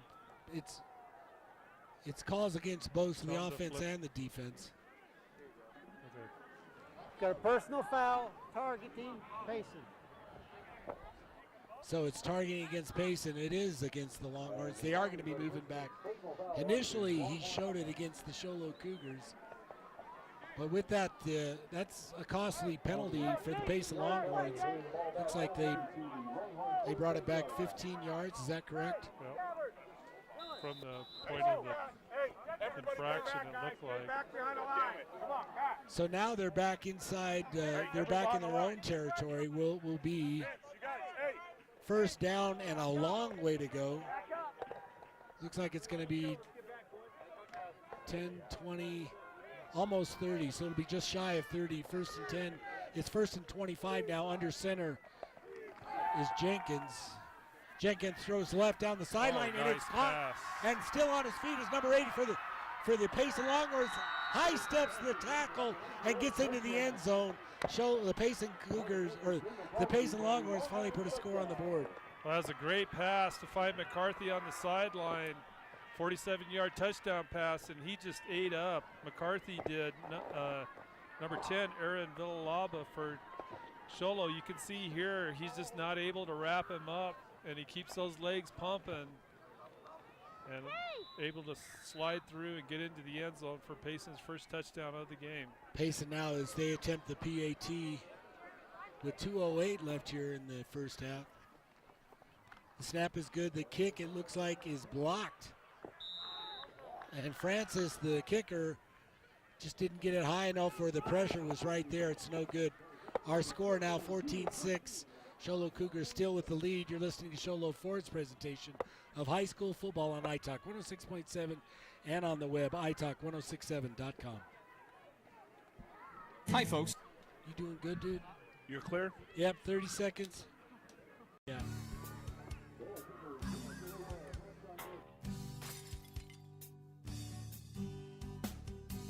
I got this. Don't take time out of your busy day. Let Mountain Mobile Auto Glass come to you.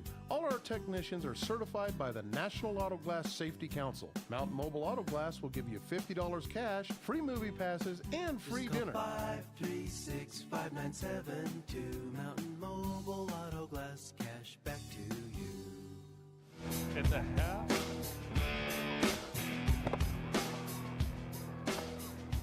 Welcome back to Sholo High School Cougar Stadium. Our score 14-6. Payson Longhorns finally put some points on the board. Great throw by Brock Davis going down the left sidelines, and it was a lone receiver, single coverage, man coverage, and just with his length manages to make can't really get hard to bring down, and outsteps him into the end zone for about a 50-yard score. Yeah, it was a great play by Payson. One of the few plays where they were able to, in this football game so far tonight, to knock off a big chunk on offense. So Charlie Francis to kick off now for the Payson Longhorns from their 40-yard line. This kick is going to go high and short, taken around the 30-yard line by the Cougars, and immediately Ethan Walker's just coming straight up, bounces to the outside though, and he's still on his feet into Payson territory, manages to get all the way to the 45-yard line. Great return by the Cougars. Man, he just laid out a hit on the kicker, Charlie Francis, right on the sideline.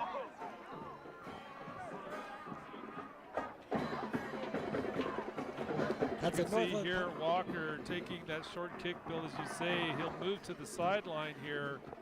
The kicker coming up on coverage. Walker just lowers the boom on him right here. Boom, lays him out flat. Keeps those legs moving for another good game. Obviously, Walker does not want to be scarred by being tackled by a kicker. A great job keeping his feet. 1st and 10 for the Cougars in Longhorn territory, about the 47-yard line. Quick throw to the left side, Keegan Clark. Keegan Clark goes down the sideline, inside the 30, the 25, 20, 15-yard line, making several Payson Longhorns miss along the way.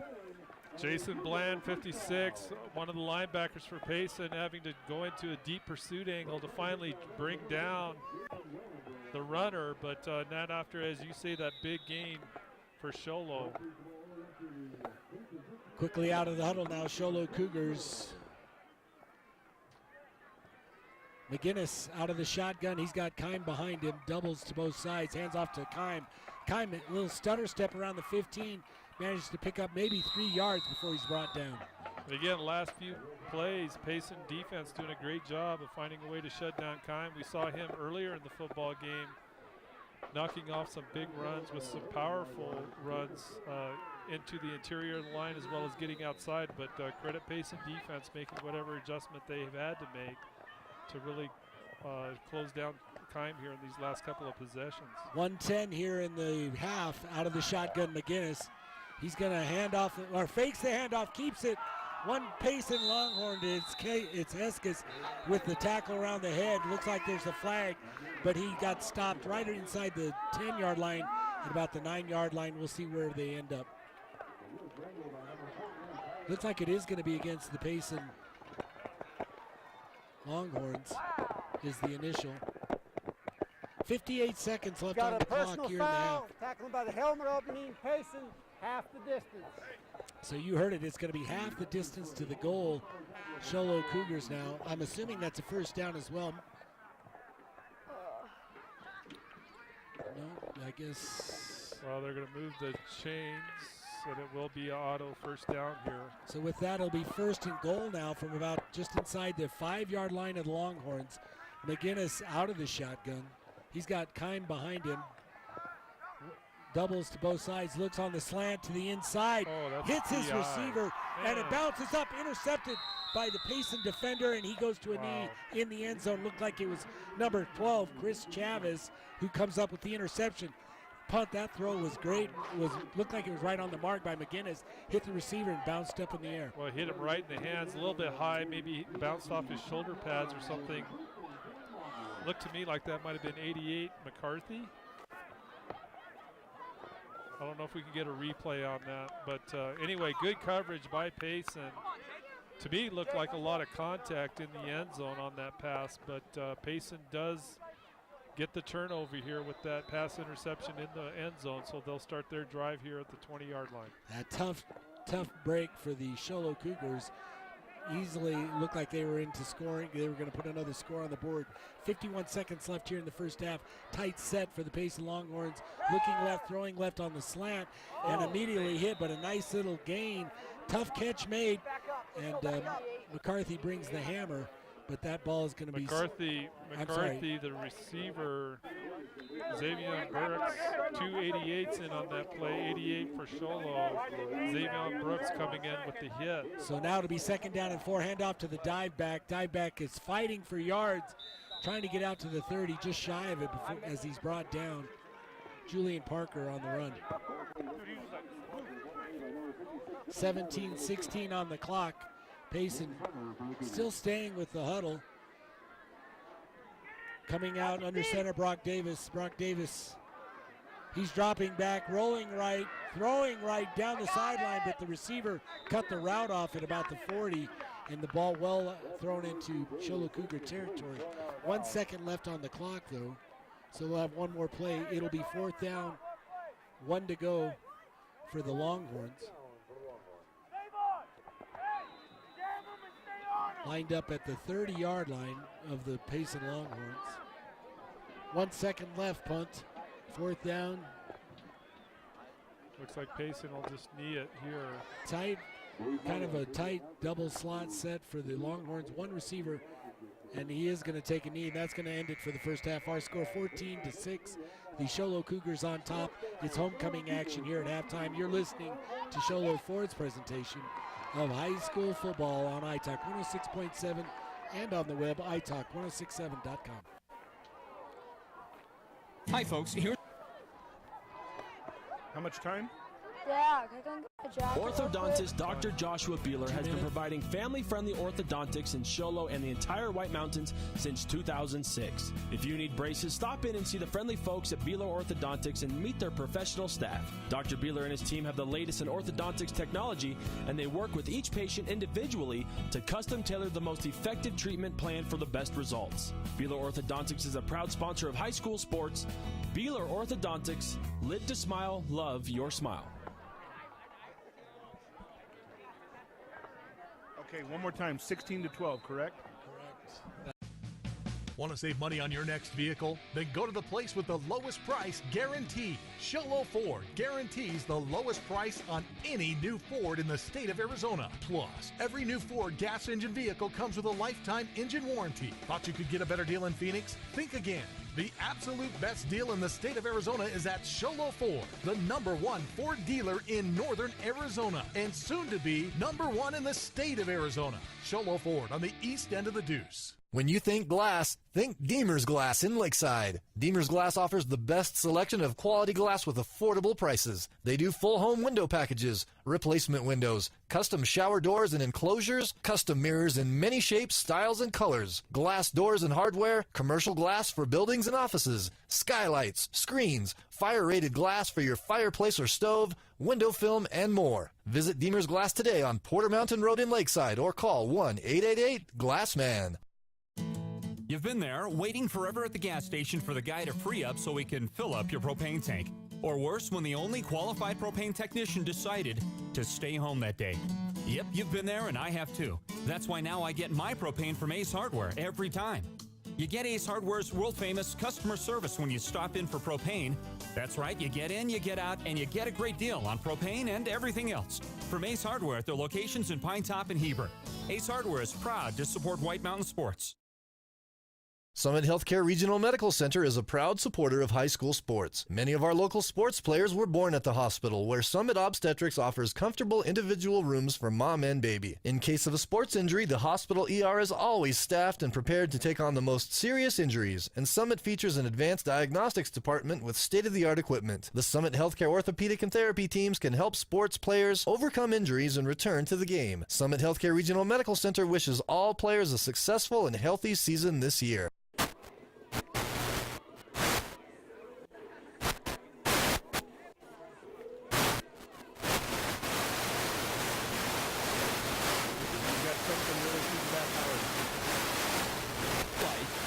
Get out of it. Beeler Orthodontics. Live to smile, love your smile.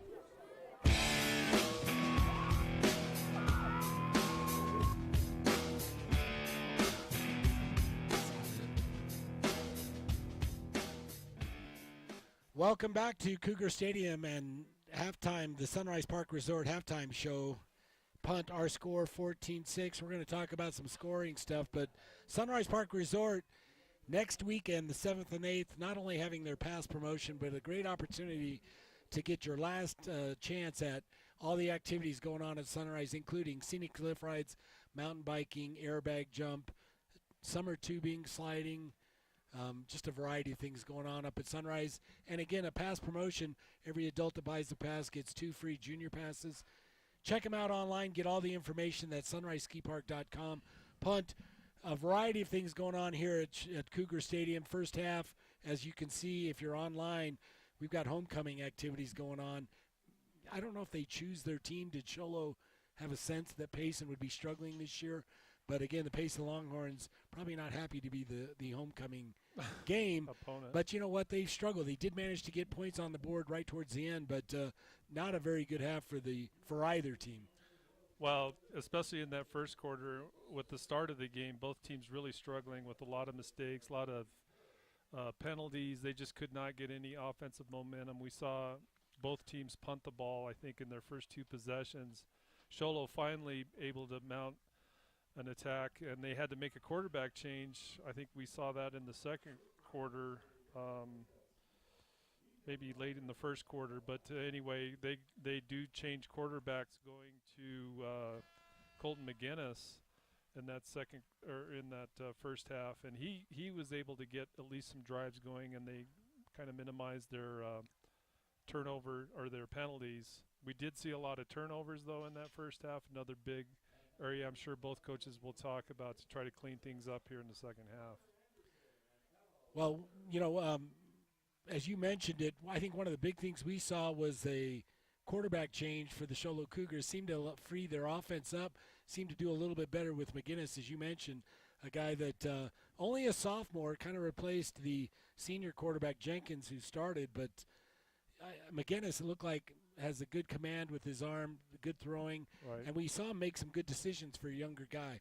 Well, and Jenkins, the junior quarterback, we saw him really struggle just with gathering up with a couple of snaps. They were high, yes, but still catchable, and that resulted in some fumbles or them losing big yardage with him having to gather up those drop snaps. But McGinnis not running into those problems, and the other big benefit for Sholo's offense is McGinnis has been able to hit his receivers, especially on those out routes towards the sidelines. Well, when we talk about the scoring, do you want to go over a scoring recap for us so we can see how we got here? Sure. Well, it's with our score at halftime, 14-6. Sholo puts their first points up on the board with Keim with a 3-yard touchdown run in the first, and they get the point after. They follow up with their second touchdown of the night in the second with 10:34 left. And again, that's Weston Keim with a 9-yard touchdown run, successful point after. Then Payson with 2:03 left in the first half in that second quarter. Really no big pass from Carson. Solo able to block that after. So again, that leaves us with halftime.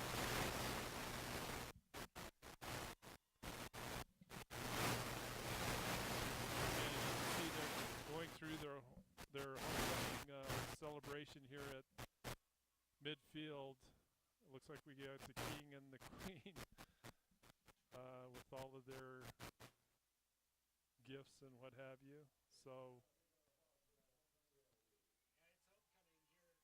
it's homecoming here at Sholo High School. We're going to step away. When we return, we've still got to talk about keys to the game. We've got some action going on with our local communities as well, trying to follow up on some scoring updates and a lot more. You're listening to Sunrise Park Resort's halftime show here on iTalk 106.7 and on the web, iTalk1067.com. Sunrise, you're clear, but you got some serious backfeed on something. But that's why. I know, but we turned it. We turned it down, and it was still buzzing. How much time you want, Bill?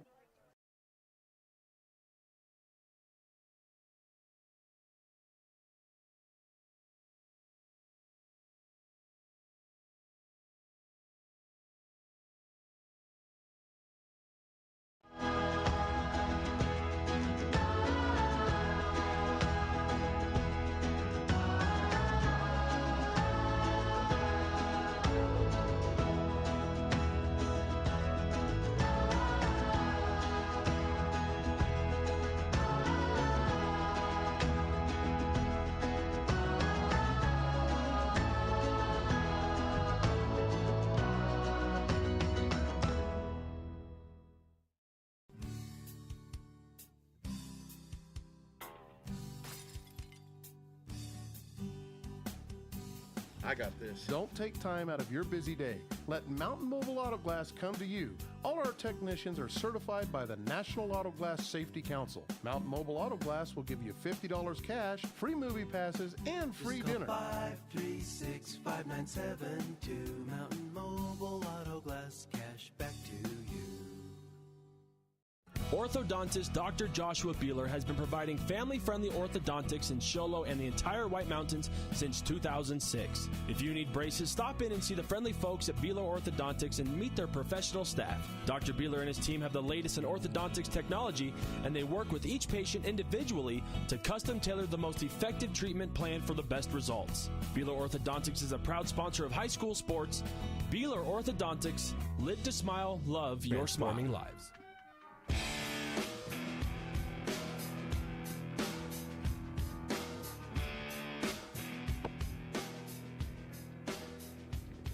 Welcome back to Cougar Stadium, the Sunrise Park Resort halftime show. Sunrise Park Resort, again, doing a pass promotion on the 7th and 8th, not only providing all their summer activities, including scenic lift rides, downhill mountain biking, zip lining for those of you that still want to get some zip lining in, all kinds of stuff going on, but also a pass promotion. Every adult that buys a pass gets 2 free junior passes. Check them out online to get all the information. That's sunriseskipark.com. Again, that's Sunrise Park Resort, www.sunriseskipark.com. Great shot if you're watching online. The Sholo Band outperforming. It's homecoming here at Sholo High School, and I'm not sure who won the homecoming king, but punt, it's good to be the king. I guess you would know, right? Looks like it's an Allen kid is what I'm hearing, but 3-time state champion, but it's a party atmosphere going on here at the high school. Our score, 14-6, Jackson Allen. Don't want to irritate him. Obviously, he's a state champion, but Jackson Allen, the homecoming king for the Show Low High School. And the queen, we definitely don't want to forget her. We'll get you a name as well. 14-6 our score punt. You talked about the scoring. We've got some other scores around in our communities that you want to bring us up to speed. Sure. Well, one of the big surprisingly lopsided scores, Thatcher 50-6 over St. John's at halftime. That's a big surprise there. And Blue Ridge playing Holbrook. I think it's Holbrook's homecoming tonight as well. But Blue Ridge ruining that for them. I think their score is 41-0. Blue Ridge over Holbrook. I'm not sure what quarter that's in. Looks like it's at half. Okay, at halftime. And then a real close game, a good game, and we knew it would be a good game. Winslow over Snowflake, 16-12, and I think that's also a halftime score. Kind of surprised by that, honestly. It seems like Snowflake's kind of settling in. We saw him make some good plays. Winslow undefeated, but again, still thinking a lot of our Snowflake Lobos, and still lots of game to play in the second half, but a good one going on there. Definitely a good one. And then we talked about Florence at the top of the game, and they'd have a tough competition tonight against the American Leadership Academy. That score, ALA 17, Florence 6. And Florence, just having played Blue Ridge last week, you can see that ALA obviously bringing a great football team together again this year. I think they're the defending state champions. Absolutely. Defending state champions still had to fill some spots, had to replenish their players, but obviously doing a nice job, kind of a sleeping giant. I think they're laid down in the rankings 6 or 7, but you expect they did lose earlier in the year, I think, to Push Ridge, and we'll see how they respond. I think they were beat about 24-12, one of their earlier games, so we'll see how they respond, but obviously responding well and playing much better. To me, another interesting one, Castile, we talked about them, right, how their scoring has been excessive maybe against teams that they were dominating, as they scored even against Sholo last week, 70 points against Sholo Cougars, and you can see that defense is pretty tough out there. 14-3 Castile.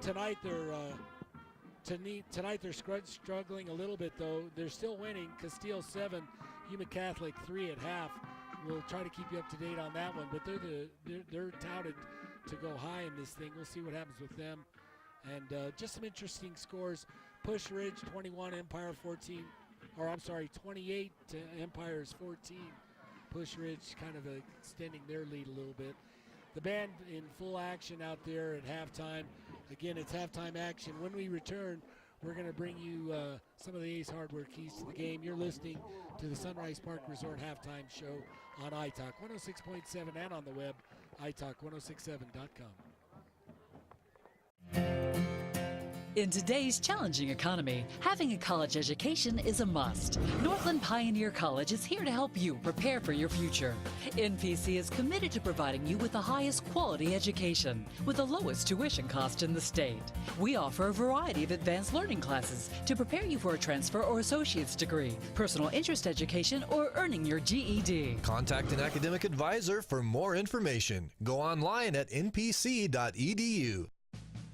Want to save money on your next vehicle? Then go to the place with the lowest price guaranteed. Sholo Ford guarantees the lowest price on any new Ford in the state of Arizona. Plus, every new Ford gas engine vehicle comes with a lifetime engine warranty. Thought you could get a better deal in Phoenix? Think again.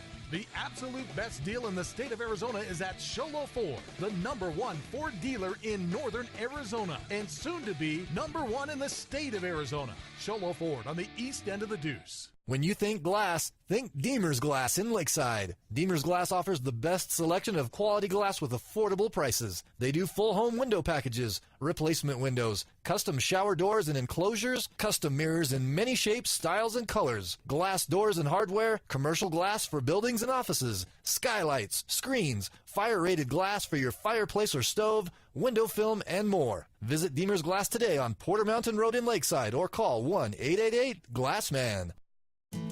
You've been there, waiting forever at the gas station for the guy to free up so he can fill up your propane tank. Or worse, when the only qualified propane technician decided to stay home that day. Yep, you've been there and I have too. That's why now I get my propane from Ace Hardware every time. You get Ace Hardware's world-famous customer service when you stop in for propane. That's right, you get in, you get out, and you get a great deal on propane and everything else. From Ace Hardware at their locations in Pine Top and Heber. Ace Hardware is proud to support White Mountain Sports. Summit Healthcare Regional Medical Center is a proud supporter of high school sports. Many of our local sports players were born at the hospital, where Summit Obstetrics offers comfortable individual rooms for mom and baby. In case of a sports injury, the hospital ER is always staffed and prepared to take on the most serious injuries, and Summit features an advanced diagnostics department with state-of-the-art equipment. The Summit Healthcare orthopedic and therapy teams can help sports players overcome injuries and return to the game. Summit Healthcare Regional Medical Center wishes all players a successful and healthy season this year. Need hats, shirts, or jackets embroidered with your logo? Get custom embroidered products from Little Bluebird Studios. That's right, the company that does the best job screen printing t-shirts and hoodies now offers embroidery. Little Bluebird Studios is a local company with skilled designers that care about your company's image and brand. Call Little Bluebird Studios today, 928-351-7942, or online at littlebluebird.org. Little Bluebird Studios, the company that cares.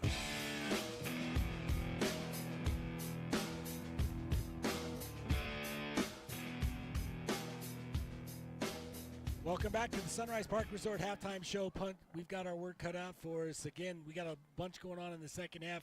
We've got all kinds of stuff we're going to be picking, including the Honda Ski and Outdoors player of the game. We've got the Bueller Orthodontic Straight Line play of the game, and just a bunch of other stuff. Deemer's Auto Glass, Glassman's hit of the game. So all kinds of stuff going on. But before that, let's go to Mike Caldwell. Mike, you've got the stats from the first down. You've broken it down. Can you please share your stats with us? Yeah, thanks, Bill. Well, it's been kind of a struggle for both teams. We'll start with Sholo first, and their total is only 169 yards total, led by Weston Kimes, 10 carries for 89 yards. What's knocked that down is that first snap to John Jenkins that lost for 20. So they only finished up with 74 yards rushing. Colton McGinnis has come in and was did a good job, 6 for 9 for 95 yards and 1 interception. John Jenkins started the game but was 0 for 6, and so but the bad thing for Sholo is they got 4 penalties for 30 yards, 2 fumbles, and an interception. Payson struggled also. Brock Davis, 5 of 9 for 93 yards and a 47-yard TD to McCarthy, so that he was a bright spot. Julian Parkins carried the load, 11 carries for 49 yards, bringing their total to 157 yards. They've been also plagued by the penalty bug, 15 for 55 yards, and they've also lost 2 fumbles. So kind of a struggle for both teams. I tell you, another thing that to me was interesting, and you talked about it during the first half, was some of the calls we not normally hear. You know what I mean? Like on the kickoff, they Sholo Cougars line up. They line up wrong, but they do an onside kick in this tight little set they did, and they end up on the kickoff coming up with it, and then they get a penalty against them because they only had 3 on one side of the kicker. Not something we're used to seeing. We saw another one where they went to the different lineup for the Sholo Cougars, swinging gate, moved their line all the way over to the hash mark. In the process, they bring one of the Payson Longhorns offline or overline. We're going to run down to Ron Everingham on the sideline. Ron's got the Payson coach of the Payson Longhorns. Yeah, he's not a quarterback. He's the coach. He he's could be smart both. wood. He could, man. I could be. If I shave, I'm thinking about doing it. Yeah, he probably would have padded up. Too many more fumbles, man. I'm going to shave next week and come out. There you go. Hey, Coach, we talked a little about coming in. What are some things you talked about with the guys cleaning things up? You had a lucky break down there with the interception right after your touchdown. But what did you talk to the boys about? What are you going to do here second half? Fortunately, we probably give the exact same talk that Sholo did. If we can hold on to the ball, we'd be up by 2 touchdowns. So that's huge for us. We got to hold on to the ball. We've just continually shot ourselves in the foot with penalties and that. So we got to mentally focus here, make sure that we're ready to come out and play the second half. A couple small adjustments on blocking that we had. We think we shored that up as long as they kind of stay consistent with what they've shown throughout the season. But you know, it's what could you ask for? It's cold. It's football weather, getting colder. It's a 8-point game in Sholo on homecoming night. This is a place we haven't beat Sholo in 9 years. we won a game. This is what we asked for. You know, we're excited. It's exciting to be up here on the mountain and play football in 3A East. So it's the biggest thing for us. All right, Coach. Good luck. Thanks, brother. Yep. Back to you guys. Well, you got to like Coach Schwartwood. He kind of calls it the way he sees it and does a great job. Honestly, I was shocked that they haven't beat they've lost to Sholo for that many years consecutively. But again, doing a nice job and optimistic here going into the second half. Well, they really struggled offensively, especially in that first quarter, but he is right. I mean, when you think about the penalties and the turnovers, they've been killing drives, obviously, when you turn the ball over. That's a big killer. But the penalties, too, just stupid penalties. And, you know, I still think they've got to, you know, we saw them run the ball decent. Not a big, powerful running game, but they're not bashful about going head-to-head with that Sholo defense. And when they had that big pass play that led to their touchdown, but you know, whenever you have a coach like that being that optimistic, you know, those players have got to feel it too. So this second half, I mean, it's 14-7, 14-6. Like you said, so it's anybody's ball game. Well, mistake-ridden first half for both teams. Again, as you mentioned it, though, on that 50-yard plus or 50-yard pass play down the sidelines, that's the points that the Payson Longhorns managed to put on the board. They've had plenty of scoring opportunities, though. They started the first quarter well into Sholo territory, just couldn't get anything going and made way too many mistakes as well as turnovers. When we talk about keys to the game, Ace Hardware has a locksmith on staff 24 hours a day. Again, 3 locations, but Ace Hardware, if and when you get locked out of your vehicle, they're the guys to call. You know, for us, in my family, I think that happens weekly. But again, that's Ace Hardware. What are the keys to the game, Punt? Well, I think we just hit it for Payson. You know, their mistakes, you know, offensively, they're not blowing anybody's shoes off, but if they can sustain a drive, we saw them in those later possessions in the first half able to finally get some first downs and move the football. So there's some optimism there for them. They just got to really cut down on the mistakes.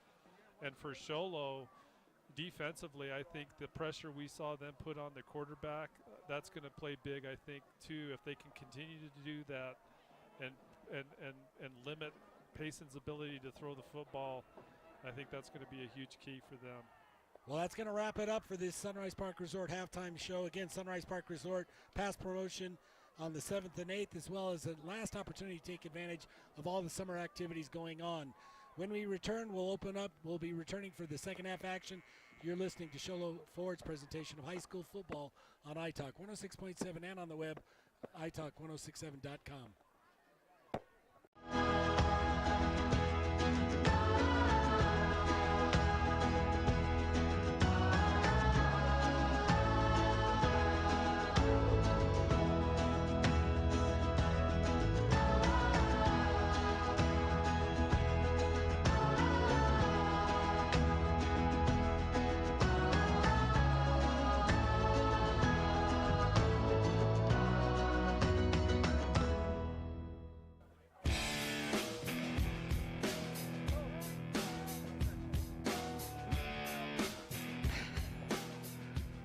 Welcome back to Sholo Ford's presentation of high school football from Sholo, Arizona, Sholo High School to be exact. Our score 14-6 as we get ready for the opening kickoff.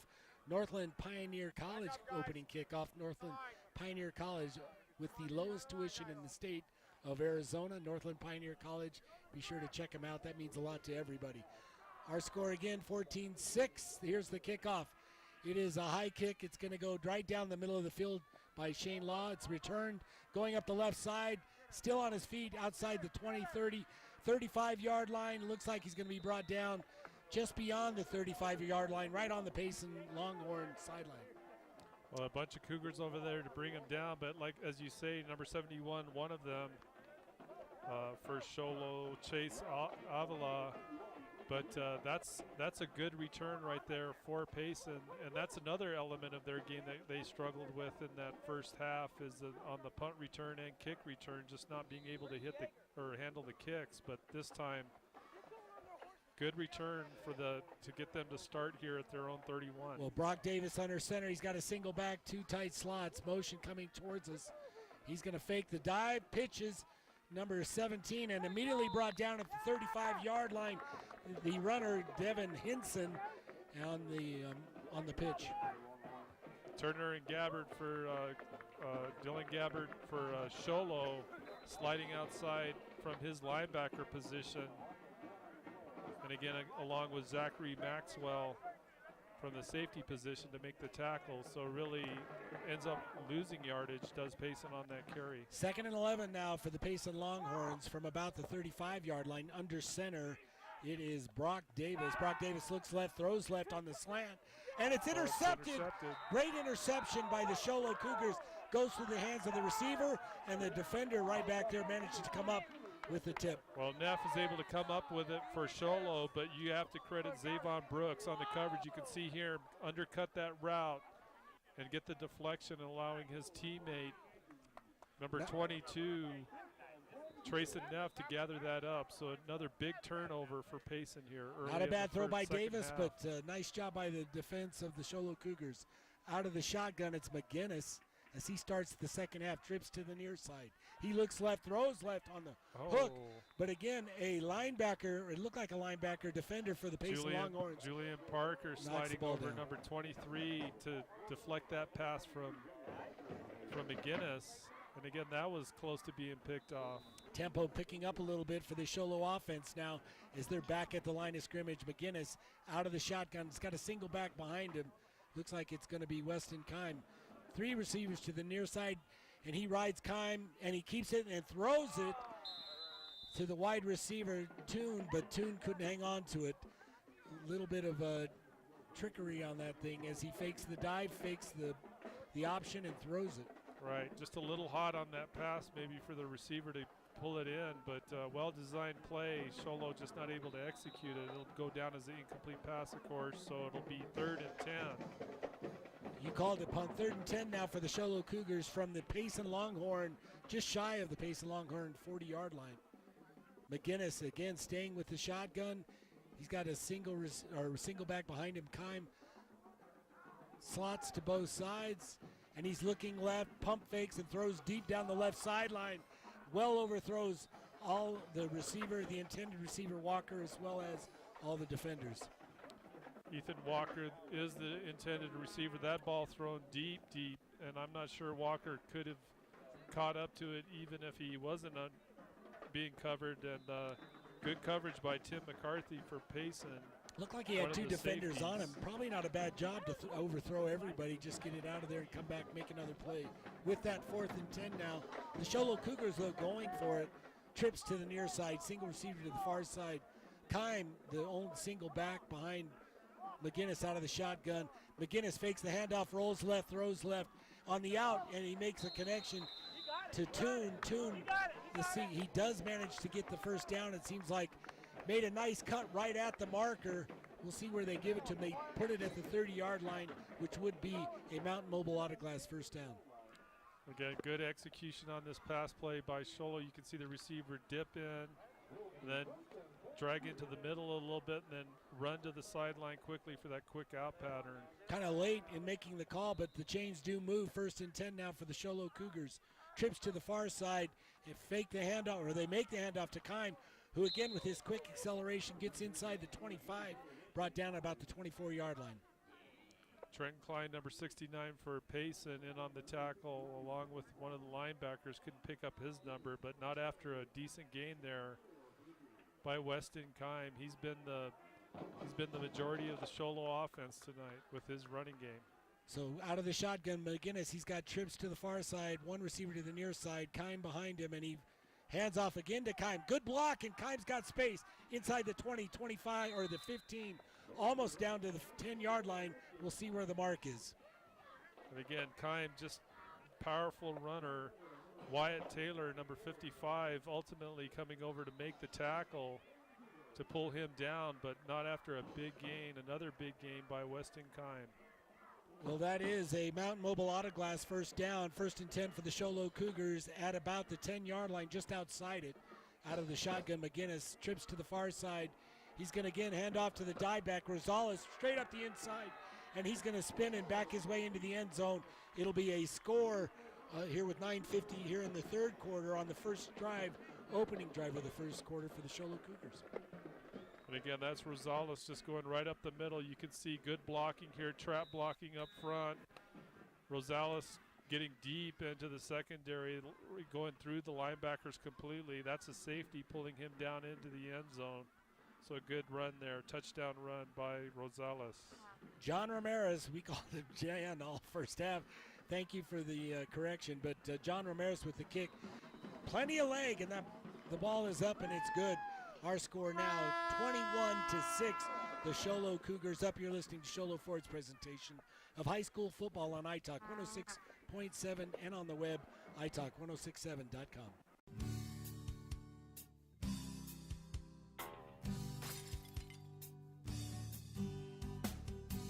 I got this. Don't take time out of your busy day. Let Mountain Mobile Auto Glass come to you. All our technicians are certified by the National Auto Glass Safety Council. Mountain Mobile Auto Glass will give you $50 cash, free movie passes, and free dinner. 536-5972. Mountain Mobile Auto Glass, cash back to you. Resort and Casino. 1-800-WAY-UP-UP.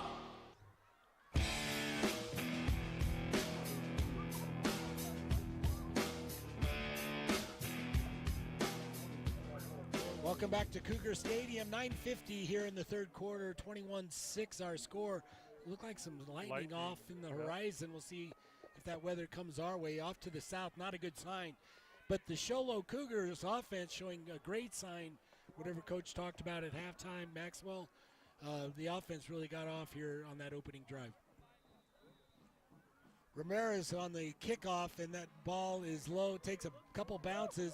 Picked up by Parker at the 20, 25, 30, and 35. Still on his feet out beyond the 40-yard line, or about the 40-yard line, before he's brought down. Parker punt, just not a big guy, maybe hard to find in the pile, but I'll tell you what, he started at about his 15, managed to get all the way out to the 40-yard line. Nice little return for the Payson Longhorns, where it will be 1st and 10. And that's the second return for Payson here in the second half, where they've gotten decent field position. Their challenge has been hanging on to the football, so we'll see what they can do with this. Davis under center, has motion going away, and it's an option. He follows his dive back, and he's going to get about to the 45, just shy of the 45-yard line, where he's brought down. Chase Avila, number 71 for Sholo on the tackle, and he grabbed the quarterback right at the line of scrimmage by his jersey and was literally being drugged by the quarterback. But a good gain on a looked like a broken play, but gain of about 5. So that's a 2nd down and 5 now for the Payson Longhorns. It's a sweep going around the left side, but the Show Low Cougars not fooled as they slice through there and drop him for maybe to the line of scrimmage. Dylan Gabbard in on the tackle, doing a great job of just cutting through blocks from his linebacker position, and really just an outstanding job to limit that run to really no gain whatsoever. So we'll stay 3rd and about 5 here for Payson. 3rd and 5 for the Longhorns at their 45-yard line. They've got a wide slot to the far side, a tighter slot to the near side. They're on the near hash under center. Full blitz. And it's Brock has dropped a host of defenders for the Show Low Cougars, and we'll see. They're showing that there was a fumble and Show Low came up with it. Oh man, that's a killer, and that's what Coach Swartwood talked about at halftime, are those kinds of errors and mistakes. Another turnover by Payson. That time, Show Low brings the entire suite of linebackers in on a blitz. The quarterback didn't have a chance to even set his feet. Well, Brock Davis, again, as you mentioned it, great penetration by that Show Low front. Now it's McGinnis for the Show Low Cougars. His turn out of the shotgun. He's got Kime behind him. Trips to the far side. One receiver to the near. Hands off to Kime, who takes off the left guard. Northland Pioneer College is proud to support high school athletics. When it comes time to kick off your college education, choose the college with the lowest tuition rate in the state. All of NPC's credits are guaranteed to transfer to you. By Kime, he gets into a little bit of congestion at the line of scrimmage and then makes a couple of really quick cuts, and then once he's free, boy, he turns on the jets, and no one's going to catch him once he breaks through that linebacker. You can see right here, he's not even touched. Yeah. Nice little blocking. cut back and a race to the end zone. 45 yards, 45-yard run. Show Low Cougars now 27 points on the board. We'll see. Here's the PAT, the point after attempt, and it's John Ramirez. And the kick is, I'm not sure, was that kick? I didn't. The kick is good. Our score now 28-6 with 8:05 left in the third quarter. You're listening to Sholo Ford's presentation of high school football on iTalk 106.7 and on the web, iTalk1067.com. Orthodontist Dr. Joshua Beeler has been providing family-friendly orthodontics in Sholo and the entire White Mountains since 2006. If you need braces, stop in and see the friendly folks at Beeler Orthodontics and meet their professional staff. Dr. Beeler and his team have the latest in orthodontics technology, and they work with each patient individually to custom tailor the most effective treatment plan for the best results. Beeler Orthodontics is a proud sponsor of high school sports. Beeler Orthodontics, live to smile, love your smile. On the Deuce of Clubs. Here's your audio. Interesting, intelligent, informed. iTalk 106.7 KNKI Pine Top, a Kopeniki communication station.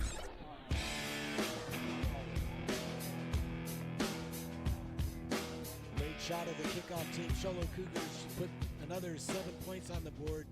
That's two quick scores here in the third quarter with 8:05 left in the third quarter. Our score 28-6. Sholo Cougars starting to separate as far as the score in this game. The kickoff by Ramirez. It kicks down the right side.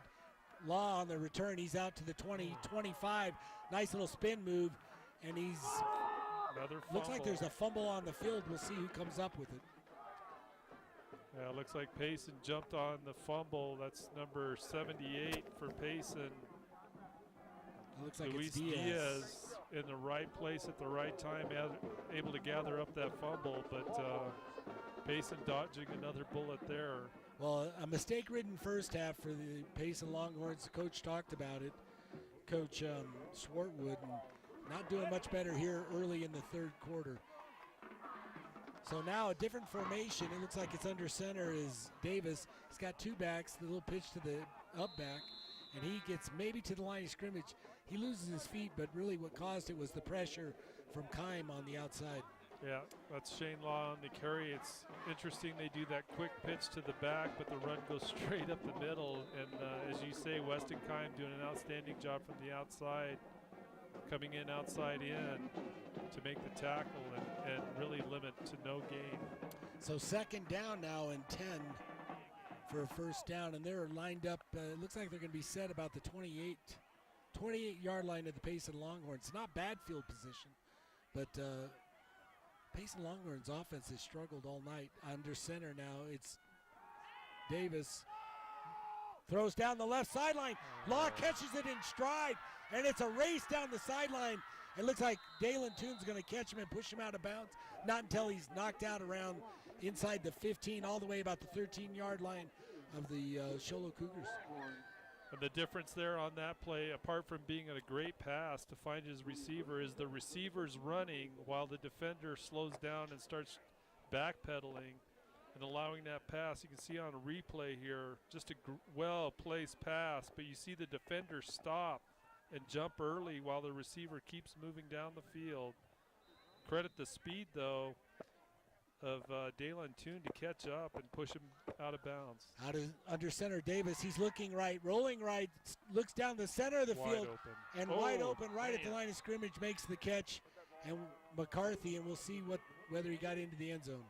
He was definitely in the end zone. They're going to call that touchdown, but a big hit in the end zone on McCarthy by number 1, Jake Reedhead, right after he caught that football. Well, that's a quick score for the Payson Longhorns. Two quick pass plays. 28-6. They're lining up for the PAT. 6:51 left here in the third quarter. Back to kick. Actually, it looks like they're going to rehuddle. Looks like they're going to go for the there's a flag on the field. But it looked like they were going to go for looks like they're going to go for 2. It is going to be called against the Payson Longhorns. They're going to back them up 5 yards. See if we can hear the call.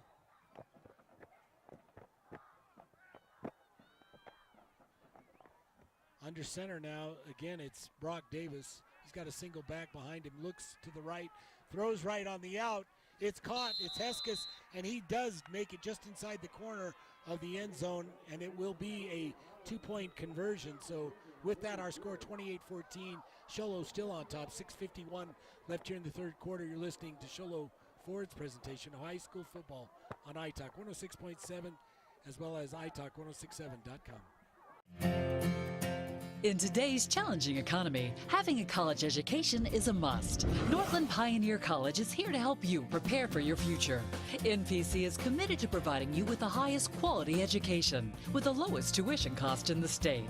We offer a variety of advanced learning classes to prepare you for a transfer or associate's degree, personal interest education, or earning your GED. Contact an academic advisor for more information. Go online at npc.edu. Cash back to 15 was the TD.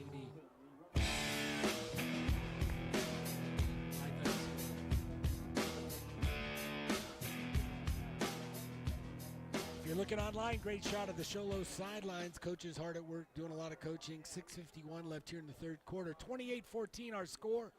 You know, Payson Longhorns, though, finally answered the call. We saw them, a couple turnovers, a couple quick scores by the Sholo Cougars. Payson with a couple nice pass plays, score quickly on their own punt. Well, it's the passing game for Payson that has allowed them to put the points they have on the board with those couple of big plays. But, you know, they're going to have to really make a run here. Being in End over end kick right down the center of the field, taking about the 15, back out to the 20, 25, 27, and he's dropped by 3 Payson Longhorns.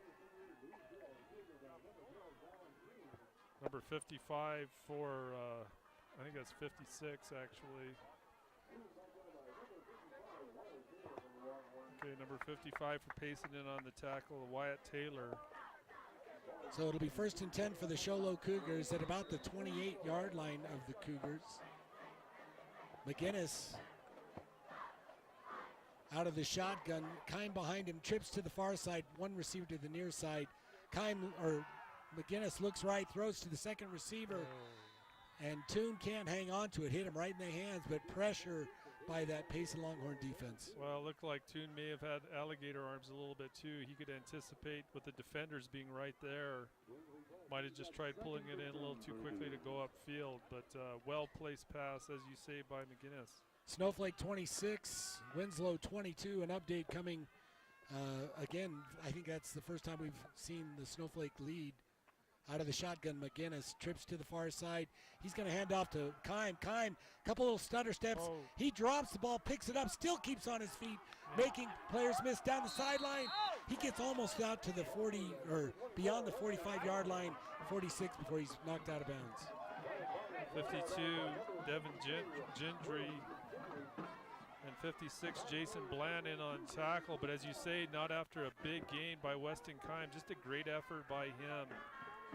Not to only get outside. He lost the ball, too. He dropped the ball, able to pick it back up, and didn't even phase him. Just a bulldozer tonight for this Sholo Cougars. So that'll be a Mountain Mobile Auto Glass first down out of the shotgun. McGinnis trips to the far side, single receiver to the near side. This time they've got Rosales again out of the back. Makes the first miss, makes the second miss, cuts it inside. The 40 to the 30, 35, 30, and to the 25-yard line, knocked out of bounds. Nice run by Rosales. Great job by Rosales. As you say, he runs into traffic at the line of scrimmage, but just keeps feet moving, keeps his head up. Looks like we're going to have an injured Payson player down on the sideline. There's going to be a timeout. The tackle on Rosales. There's a timeout on the field. We'll take a timeout as well. You're listening to Sholo Ford's presentation of high school football on iTalk 106.7 and on the web, iTalk1067.com. Want to save money on your next vehicle? Then go to the place with the lowest price guaranteed. Sholo Ford guarantees the lowest price on any new Ford in the state of Arizona. Plus, every new Ford gas engine vehicle comes with a lifetime engine warranty. Thought you could get a better deal in Phoenix? Think again. The absolute best deal in the state of Arizona is at Sholo Ford, the #1 Ford dealer in northern Arizona, and soon to be #1 in the state of Arizona. Sholo Ford on the east end of the Deuce. When you think glass, think Deemer's Glass in Lakeside. Deemer's Glass offers the best selection of quality glass with affordable prices. They do full home window packages, replacement windows, custom shower doors and enclosures, custom mirrors in many shapes, styles, and colors, glass doors and hardware, commercial glass for buildings and offices, skylights, screens, fire-rated glass for your fireplace or stove, window film, and more. Visit Deemer's Glass today on Porter Mountain Road in Lakeside or call 1-888-GLASSMAN.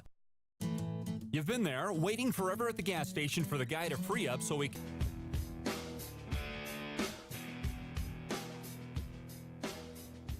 There's a timeout on the field. We had an injury out on the field. We're still waiting, working on it. You can see guys down on the field.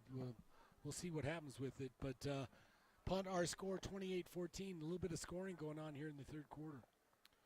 Well, you know, Sholo has been doing a good job creating turnovers, which have obviously given them the ball and a lot of the possession time in this second half, and they've taken full advantage putting up 2 quick touchdowns. But Payson not going away. They've been hitting on some big plays, able to put another touchdown, get another touchdown to bring the score to 28-14. The injured Payson player, meanwhile, on that tackle on Rosales, Shane Law, #1, he just gets up. Just now, you can see those of you watching on the stream, Law just gets in oh man, he falls right in on him.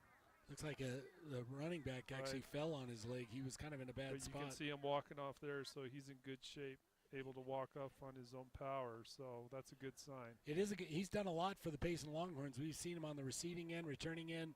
Law, nice to see him get up and walk off the field. Sholo Cougars will, however, have a 1st and 10 from their 25-yard line. That'll be a Mount Mobile Autoglass first down. McGinnis out of the shotgun. He's got Weston Kime behind him, trips to the far side, single receiver to the near side, rolling right, looking downfield is McGinnis. He's pointing downfield open. And he throws it. Great job to Dylan Toon, and Dylan Toon fights his way into the end zone for the score. That's a great throw and a great reception, and 6 points for the Sholo Cougars. Yeah, great pass, good reception by Toon. He's in coverage, but able to just beat the defender to the ball, high point the ball, brings it down, and then yards after the catch, so good job by him. But hey, credit McGinnis, just a sophomore running through that roll out there, and you can see him, those of you watching online, you'll see him motion his receiver to get him to go downfield right there, pointing to him. Just a good, cool customer. McGinnis back in the pocket there and delivering a really nice pass. John Ramirez on the PAT, and it's going to miss. That's something we haven't seen all night, so our score will remain 34-14, 6:04 left here in the third quarter. You're listening to Sholo Ford's presentation of high school football on iTalk 106.7 and on the web, iTalk1067.com.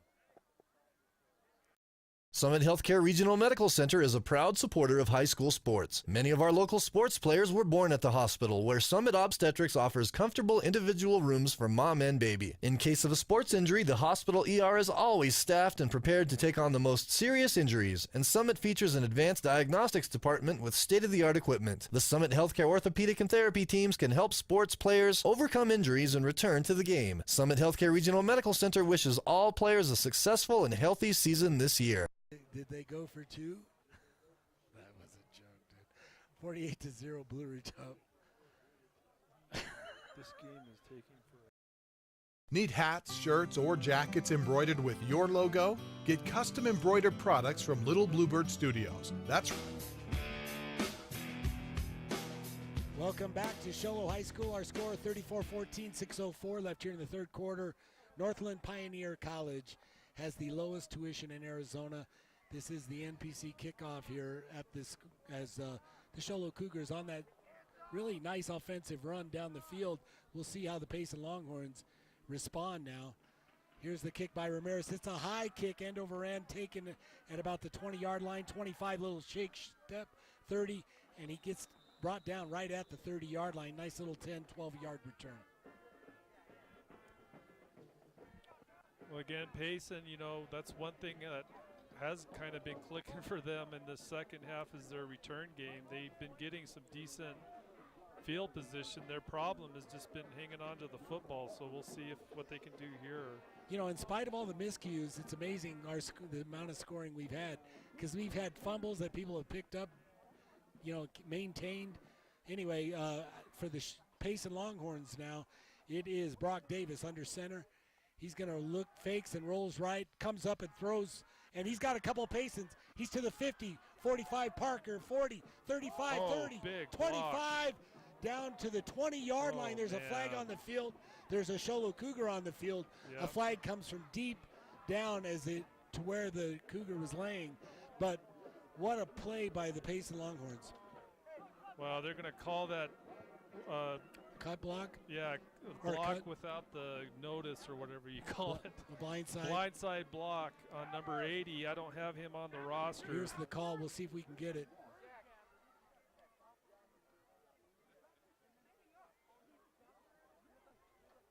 It's Payson. Be a 15-yard penalty. Still first down. Well, we caught the end of it. 15-yard, obviously, personal foul, whatever it is, but looks like it's going to go at from where it occurred, so it still will be a first down, a Mountain Mobile Auto Glass first down for the Payson Longhorns. However, instead of being down to the 20-yard line, they're back out at the 40. They're still in Show Low territory at about the 47-yard line. It'll be first and 10. Check your phone. 34-14, our score. It's a fake dive, and then the quarterback's just going to fall, and he fumbles, picked up immediately. And we'll see if they rule him down. Yeah, they're going to call him down. But I'll tell you that there's a dive, an option read by the quarterback, and he had, not only did he have no time, he had no space after that fake dive up the middle. Just a great job by Show Low's defense to just completely engulf the quarterback in his own backfield for no gain. Well, intending to follow his blocking back, his first dive back, but it'll be second down and 10 now for the Payson Longhorns, just beyond midfield at the Show Low Cougar 47-yard line. Under center, it's Davis. Davis has got a single back, trips to the near side. He's rolling right, looking right, pressure coming from behind him, throws underneath the coverage, and just a little bit too far. McCarthy couldn't come up with it. Well, McCarthy doing a good job of trying to get to that football. There was a tight window with good coverage from Schultz. And the quarterback, Brock Davis, doing a good job of delivering the ball really to a place, the only place he could really put that. Unfortunately, Payson just not able to complete the pass. So that'll leave them with 3rd and 10 at the Show Low 47-yard line. Yeah, and pressure on him, too, as he was rolling. Good pressure coming from the Cougars. Davis under center. He's got a single back motion going away, and it's a pitch around the far side. Hestris makes one miss, and he rolls, and he slams the ball down. We'll see if there's a flag on that, but with that, it'll be third. Heskett, it'll be 3rd and about 5. That's just a quick pitch out to the left side, as you see. A good cut here. But Payson in a situation here now, 4th down. They're definitely going to go for it, being down 34-14 on the Show Low side of the field. So it will be 4th down and 6 for the Payson Longhorns. Slots to both sides. Under center's Davis. Pressure coming. He's trying to roll. Gets outside, looking downfield, and he's going to fake and just tucks it and runs. And we'll see where he goes out of bounds, but it looks like he's going to get a first down. That's a late hit onto the sideline. Number 6, James Turner for Show Low, hitting Brock Davis, the quarterback, after he already left the field of play on the sideline. So Payson will move down the field even further here with that penalty. Well, with that, again, we've seen tonight quite a few flags on the field. It's actually been a long game. We still got 4 minutes left here in the third quarter. Personal foul, Sholo, late hit out of bounds. There's the call from the referee, late hit out of bounds by, was it James Turner, number 6. Here's the final score, Castile 17, Yuma Catholic 10. So, again, maybe a challenge. This time rolling left, throwing left is Davis. Oh, man. But it's bracketed by the Cougars. There's an interception. He's out to the 20, 25, 30. I checked that. He's out to the 25, and we'll see. There's a flag down. And there's some action. There's a fight going on the field. The coach is pulling the Payson players away. Yeah, and there's players yelling at each other, Solo player and a Payson player both. Flags all over the field. Temperatures really. Trying to get a number on that Solo player, 30, 39. And it looked like number 52 for Payson. That's Devin Gendry, so something going on between those two after the interception. Brooks got the interception, but somehow number 39 for Sholo, 39? I don't have him. Well, obviously some extracurricular activities. Keegan Hallman.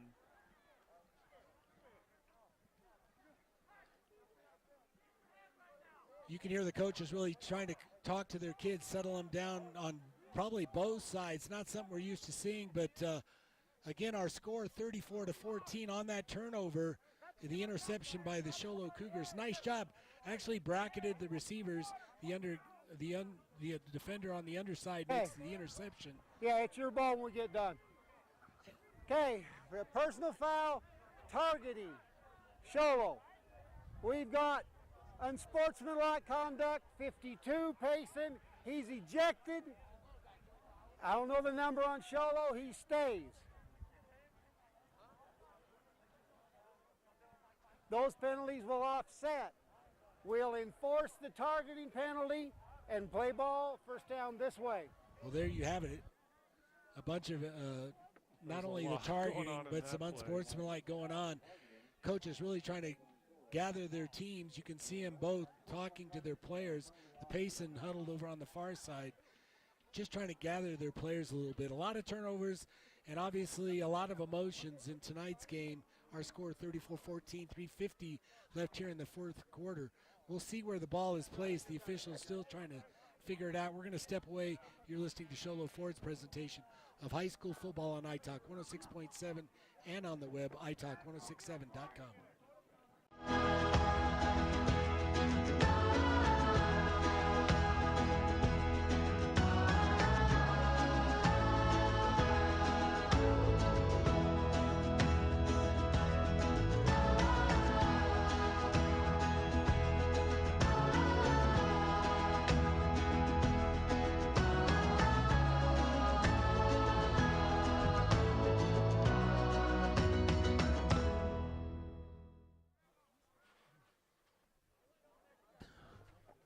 Well, they haven't even moved the first down markers. Where are we?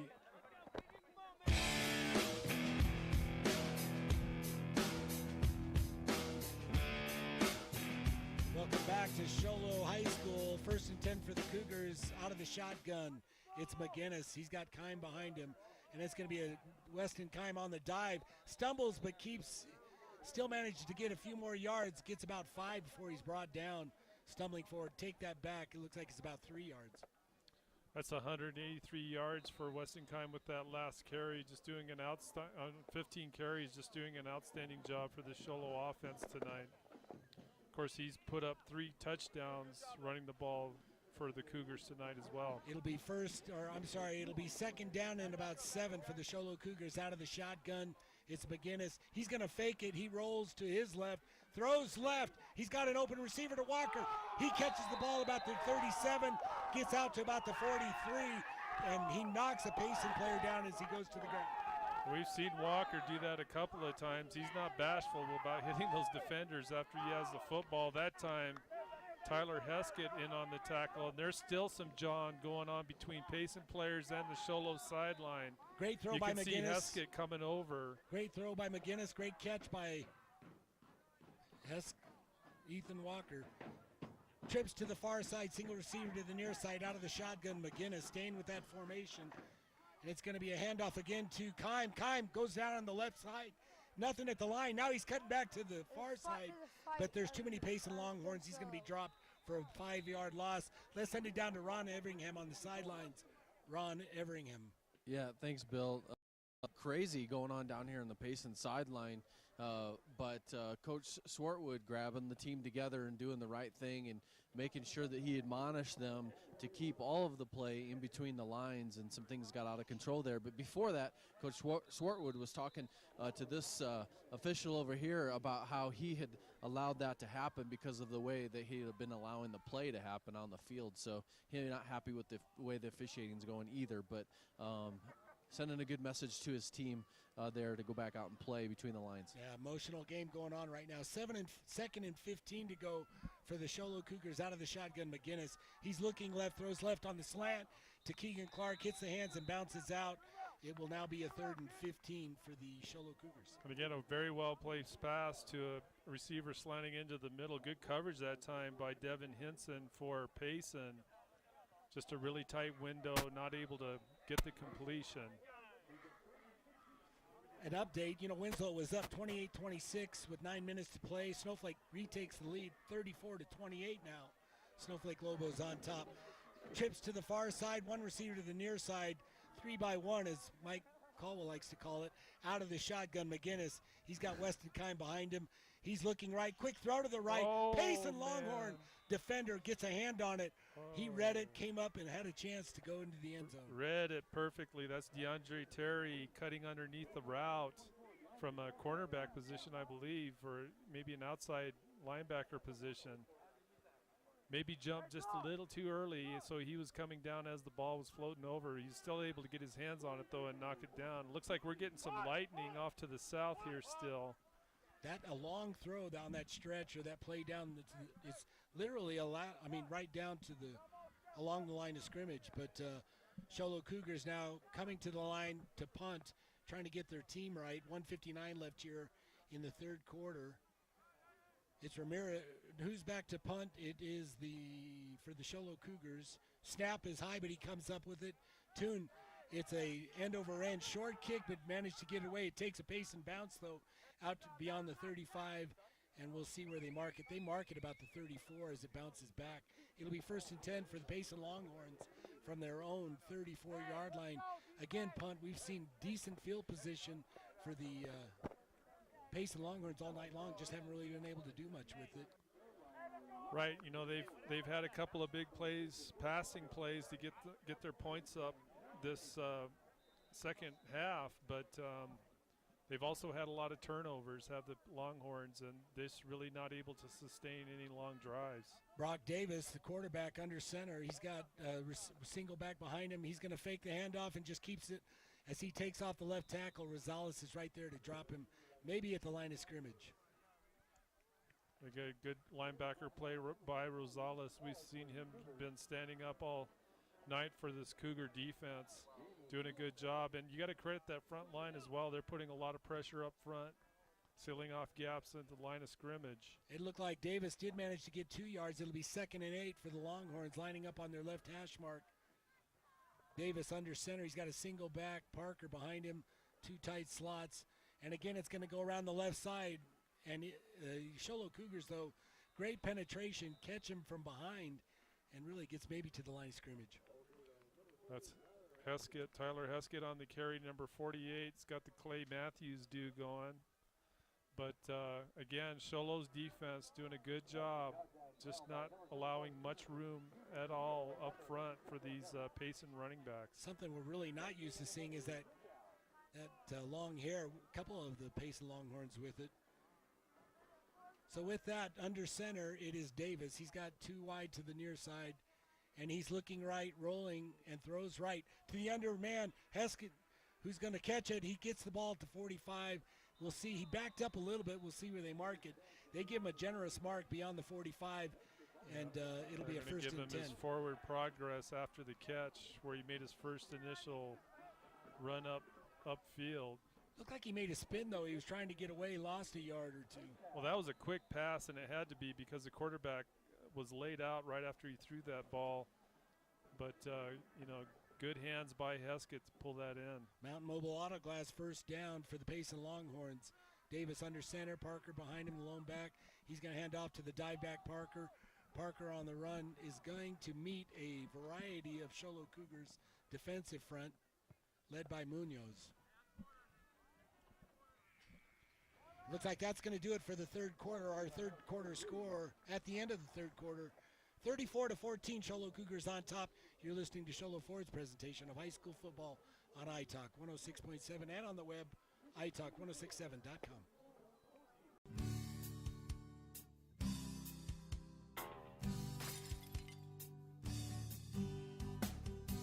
I got this. Don't take time out of your busy day. Let Mountain Mobile Auto Glass come to you. All our technicians are certified by the National Auto Glass Safety Council. Mountain Mobile Auto Glass will give you $50 cash, free movie passes, and free dinner. 536-5972. Mountain Mobile Auto Glass, cash back to you.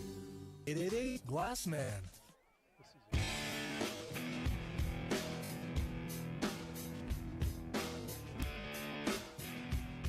It's homecoming here at Show Low High School. Our score 34-14 as we go into the fourth quarter.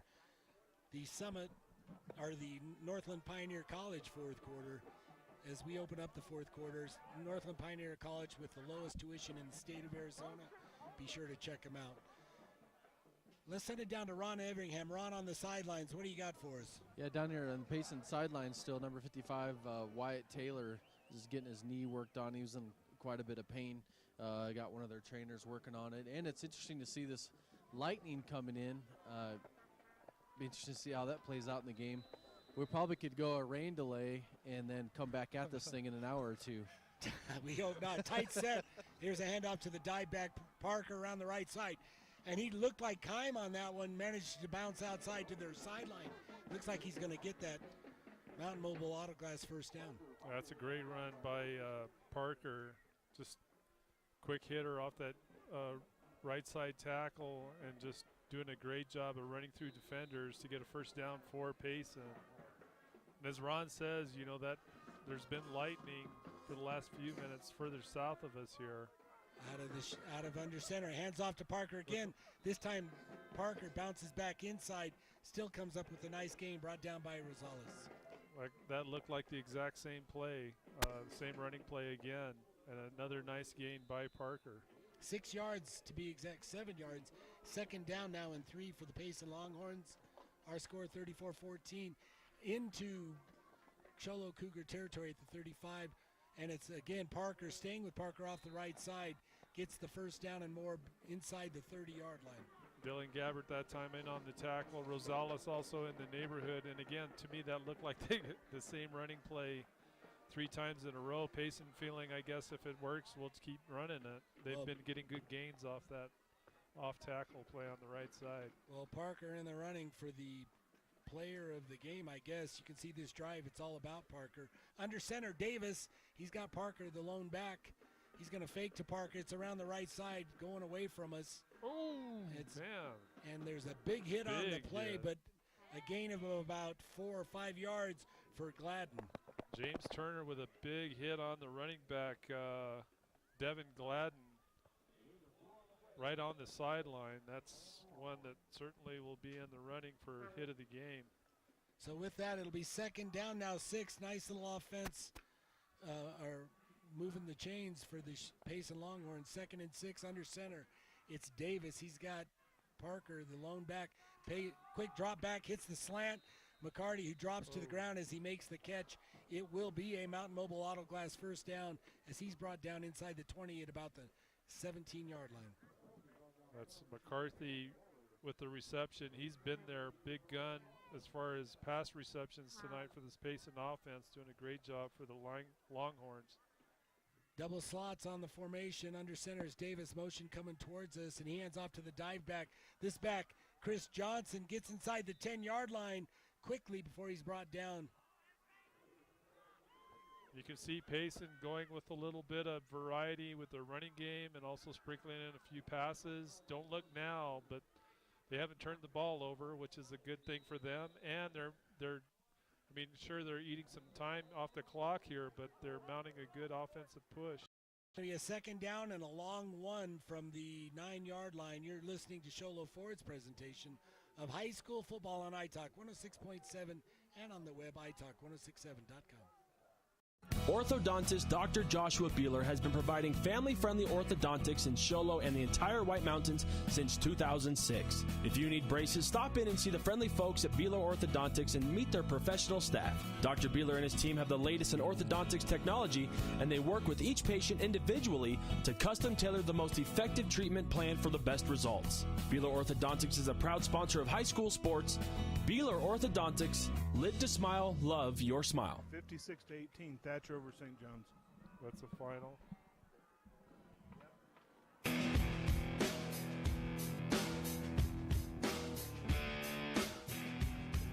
Great shot by the video crew. If you're looking at it online, of the Sholo Cougar huddle is there, or with the coaches. But you know, the field, the colors, everything looks great. These guys do an outstanding job. If you haven't caught it, you can catch it online at any time. It's iTalk1067.com. Under center is the Payson Longhorns trying to get a first down, second and short, and they go with a count that pulled the Cougars off Dead line. ball. Well, and Sholo was in a full blitz. They had at least two, maybe all three linebackers going on that one. So a good call by Payson. Yeah, whether intended or not, nice job by the Payson Longhorns. Now second and goal. Looks like it's going to be from about the, what are you getting, the 7-yard line punt? I think they're inside the 4-yard line. Hand off to the first back, Parker. Nice He's going to cut back, dragging a bunch of Cougars with him. Let's see if he got in the end zone. Looks like he's not going to, but it'll be second down now and short from about the 1-yard line. Dylan Gabbert for Sholo in on the tackle, but not after Payson able to get right down to the goal line. 9:29 clock ticking. Quick little dive inside on the keep, and it's going to be a score. That's going to be another 6 for the Payson Longhorns. So again, a good drive by Payson, this time not shooting themselves in the foot with turnovers or penalties, able to mount a good drive to finally punch it in and bring the score to 34-20. That is one of probably the only sustained drive they've had. They've had those big plays. Now they're going for the 2-point conversion. It's the big guy, number 78. Luis Diaz for the point after, and there's a flag. It looks like maybe the Sholo Cougars jumped off. Encroachment on Sholo. Again, Sholo just jumping the gun, trying to get quick penetration at the line of scrimmage. That's the 8th penalty for Sholo in the football game. If we took the total yardage on penalties by both teams, we would have an offense. You know what I mean? But there's schools that would love to have that many yards for offense. 9:26 left so here. Payson's going to go for 2 here with that penalty, taking him closer to the end zone. So it'll be McGinnis under center. He's got Parker, his lone back, hands off. Fakes to Parker, keeps it, and he turns the corner off the right tackle, gets into the end zone for the 2 points. So now they're down by 12 points. Our score 34-22 with 9:26 left here in the fourth.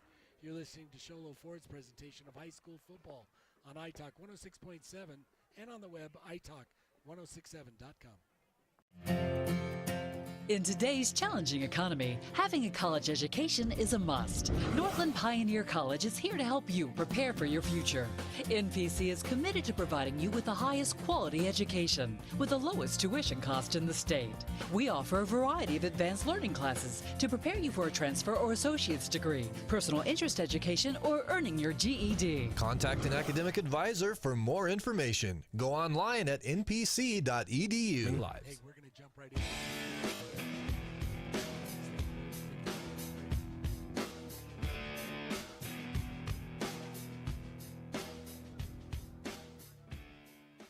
Welcome back to Cougar Stadium, 34-22. Payson Longhorns after that score kind of creeping their way back into this thing. We've still got 9:26 left on the clock, and And what looked like Sholo taking a commanding lead, Payson Longhorns kind of working their way back into it. 3 minutes left. The Snowflake Lobos up 34-28. I want to thank Jane Estes for that scoring update. 34-28. Payson Longhorns getting ready to kick off. Northland Pioneer College kickoff. Northland Pioneer College with the lowest tuition in Arizona. When you're ready to send your child, think about Northland Pioneers. It's an onside kick, and it's caught by the offensive line. It looked like 71, Avalar, who comes up with it, immediately hit, but hey, I don't know if he's on the fingers team, but he's got on the hands team, but he did a great job. Fingers team. He's got fingers. He caught that thing and got hit. And Chris Johnson from Payson, number 34, is who laid into Avila after he caught that ball, but good job by him just hanging on and leave Sholo in good position here at the 49. Good field position, 49-yard line, 1st and 10 out of the shotgun. McGinnis going to hand off to the dive back. It's Kime. Kime with a spin, and he's off to the races. The 30, 25, 20, 15, 10, 5. High stepping it into the end zone. 51-yard score for Kime with 9:13. Again, Sholo Cougars quickly answer the call. That's Weston Kime's 4th TD for tonight's football game. He had an earlier run for 45 yards and a touchdown.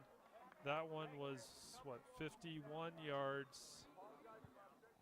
His total for the night, 231 yards on 17 carries, and again, 4 touchdowns. So just an outstanding game tonight by Weston Kime. Well, Kime, again, he may not be the homecoming king, but he's king on the field. Just a great job. Again, the PAT is up and good by so it's our score now 41-22 with 9:13 left in the game. And we're going to keep it here. Punt. We talked about it earlier. It's homecoming at Sholo High School. We talked about Jackson Allen being the homecoming king. We did not mention Alexis Allred, who was the homecoming queen. We got to give a kudos and a shout out to her. Absolutely way better looking than Jackson Allen. For sure. Just absolutely congratulations to her on this meaningful night. And what looks to be we'll see how Payson responds. But again, with that answer, the Payson Longhorns creeping in back into this thing. Sholo Cougars put that quick score on the board, 41-22. Now with 9:13 left in this game. We'll see what happens first, the end of the game, the Lightning and or Sunrise. But a lot of game going on here in Sholo.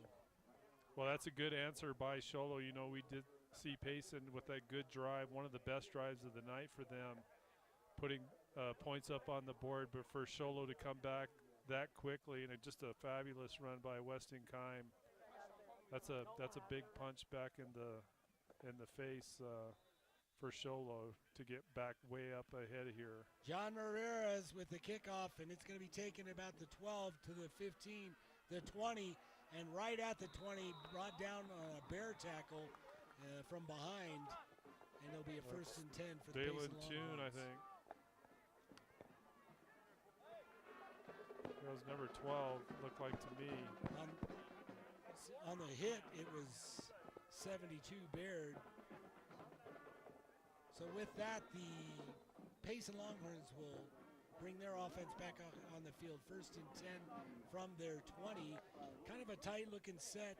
Final, or it looks like a final, 42-28 for the Snowflake Lobos. Under center, it is Davis. Davis going to hand off to the dive back off the right side and fighting for yards, dragging some Sholo Cougars with him is Chris Johnson, Parker, who's going to be dropped after about a 4-yard gain. There's a bunch of Sholo defenders, Chase Avila among them, on the tackle there, but not after a decent gain for Payson of about 4 yards on that carry. So it will now be 2nd and 6 for the Payson Longhorns. Davis under center. He bobbles the ball. We'll see who comes up with it. Managing to keep it. Again, how many times have we seen that? Again, Davis got away with one. Well, Payson does, as you say, recover the fumble off the snap, but that'll leave them now with third and about 6. And they're at a point here where they cannot. They've got to take advantage of every possession they have if they're going to get back in this football under game. center, Davis throwing right, throws right, connects with the receiver who dives to the ground as he makes the catch. Looks like it's McCarthy on the catch, a name we've called. That'll be a Mountain Mobile Auto Class first down. That's just a good pass there, finding McCarthy in the seam between the corner and the safety with that quick pass out. McCarthy's been just a stalwart for the Longhorns tonight. 91 yards on 6 receptions. Offensive, and a couple of touchdowns. Offense moving out to the 34-yard line now. 1st and 10 for the Payson Longhorns. Under center, it is Davis. He's got 3 receivers to the far side. He's looking right, and he doesn't see the defender behind him, gets the ball knocked out of his hands, and it looked like Payson still might have come up with it. That was Hallman on the hit to knock the ball loose from the quarterback, Davis. And a lineman for Payson back there in the right place at the right time to gather it back up. So Payson will maintain possession of the football, but they lose a big chunk of yards there. So we're basically looking at 2nd and about 20. Well, that's got to be in the running for the Deemers' glass-shattering hit of the game. Again, for the Sholo Cougars, under center, it is Davis. He's got a single back, motion going away. He rolls left, looking left, and actually pressure, but he managed to get it away. How did he get that ball? And it looks like it was caught. That was Julian Parker on the reception, fighting for the ball with number 22 for Sholo, Trayson Neff. But they'll give the reception. 3rd and 13 now for Payson. Julian Parker on that under route. You mentioned it, but just a tough throw, but a tougher catch. Especially when you have a defender in there with you with his hands on the ball at the same time, basically a wrestling match to the ground. Trips to the far side, single receiver near side. Under center is Davis.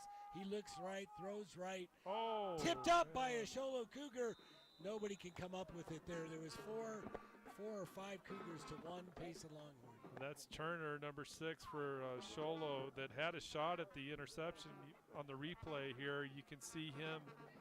And as you say, there's at least 4 defenders. That's not a very wise pass, throwing into coverage like that. Big break for Payson to dodge the turnover there. Good defensive play for the Sholo Cougars. Back to punt now for the Payson Longhorns is Shane Law. Good to see him feeling healthy. It's 4th and long, about 13 yards. Law back to punt to receive. Dalen Toon. We've been calling both names all night long. It's an end-over-end punt right to Toon. Toon bobbles it. He's coming near side, giving up a few yards. Some great blocks in front of him. 45 to the 50-yard line and inside the 50. Yeah, they're going to call. They're going to call Sholo on a blindside block, so they'll bring a nice return, but and some good blocking. But they will bring it back with that. With the Payson player, number 20, that's Devin Gladden. He's still on the turf. You can see the trainer coming over to take a look at him.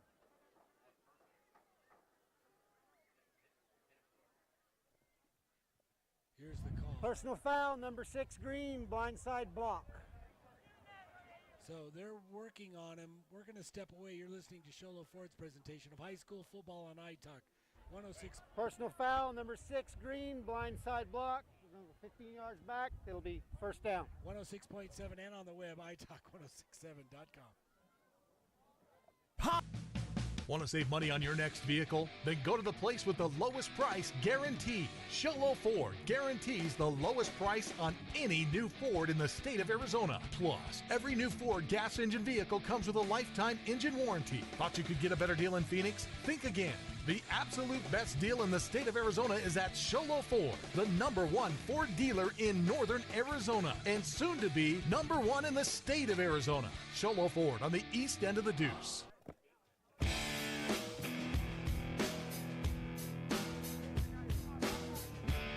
Devin Gladden, the Payson Nice to see him walking off the field. Big penalty against the Sholo Cougars, though, on that block. They're going to be backing up all the way back to the 20-yard line. They could have had much better field position, obviously. 15-yard penalty being marked off. So it'll be 1st and 10 for the Sholo Cougars. 5:41 left here in the game. And that lightning and weather moving closer and closer. You can see some of the fans starting to move out a little bit. Sholo Cougars, McGinnis out of the shotgun. He's got Rosales behind him. Doubles to both sides. Pulls back from Rosales. Keeps it around the left side and dives for some extra yards. Gets about 6 on the play. DeAndre Terry for Payson coming over to make the tackle. Nice gain by Sholo on that carry of about, looks like a gain of about 7 yards. So with that, it'll be 2nd down, 3 to go from about the 27-yard line, 26-yard line. Out of the shotgun will be McGinnis. He's got doubles. It's 2-by-2. And a single receiver or a single back Rosales. He's going to get the snap, rolls right, looks downfield, throws underneath, right at the sideline. And it looks like Payson saying no, but the official's saying yes. That is a Mountain Mobile Autoglass 1st down. That's a great route by Reedhead. He drives deep, takes that corner deep with him, and then cuts back towards the quarterback to the sideline. It's kind of a timing route between the two of them, and just a well-placed pass to get the 1st down for Sholo. McGinnis has really had a good night with his accuracy. Have to be impressed by the sophomore. Out of the shotgun is McGinnis, staying with the 2-by-2 formation. Rosales, the single back. He looks right, quick throw right to Reedhead. Reedhead beyond the 40-45, knocked out of bounds at about the 47. Actually, they're showing it at the 50-yard line, where it'll be first down, Mountain Mobile Autoglass, 1st down. We get a nice play by Sholo. They've, in their last few possessions, doing a good job of maintaining the ball, no turnovers, and getting some good drives and putting points up on the board. There's a timeout on the field. We're going to go to Royce Kincannon at the studio. Royce is going to give us some scoring updates. Well, we thought we...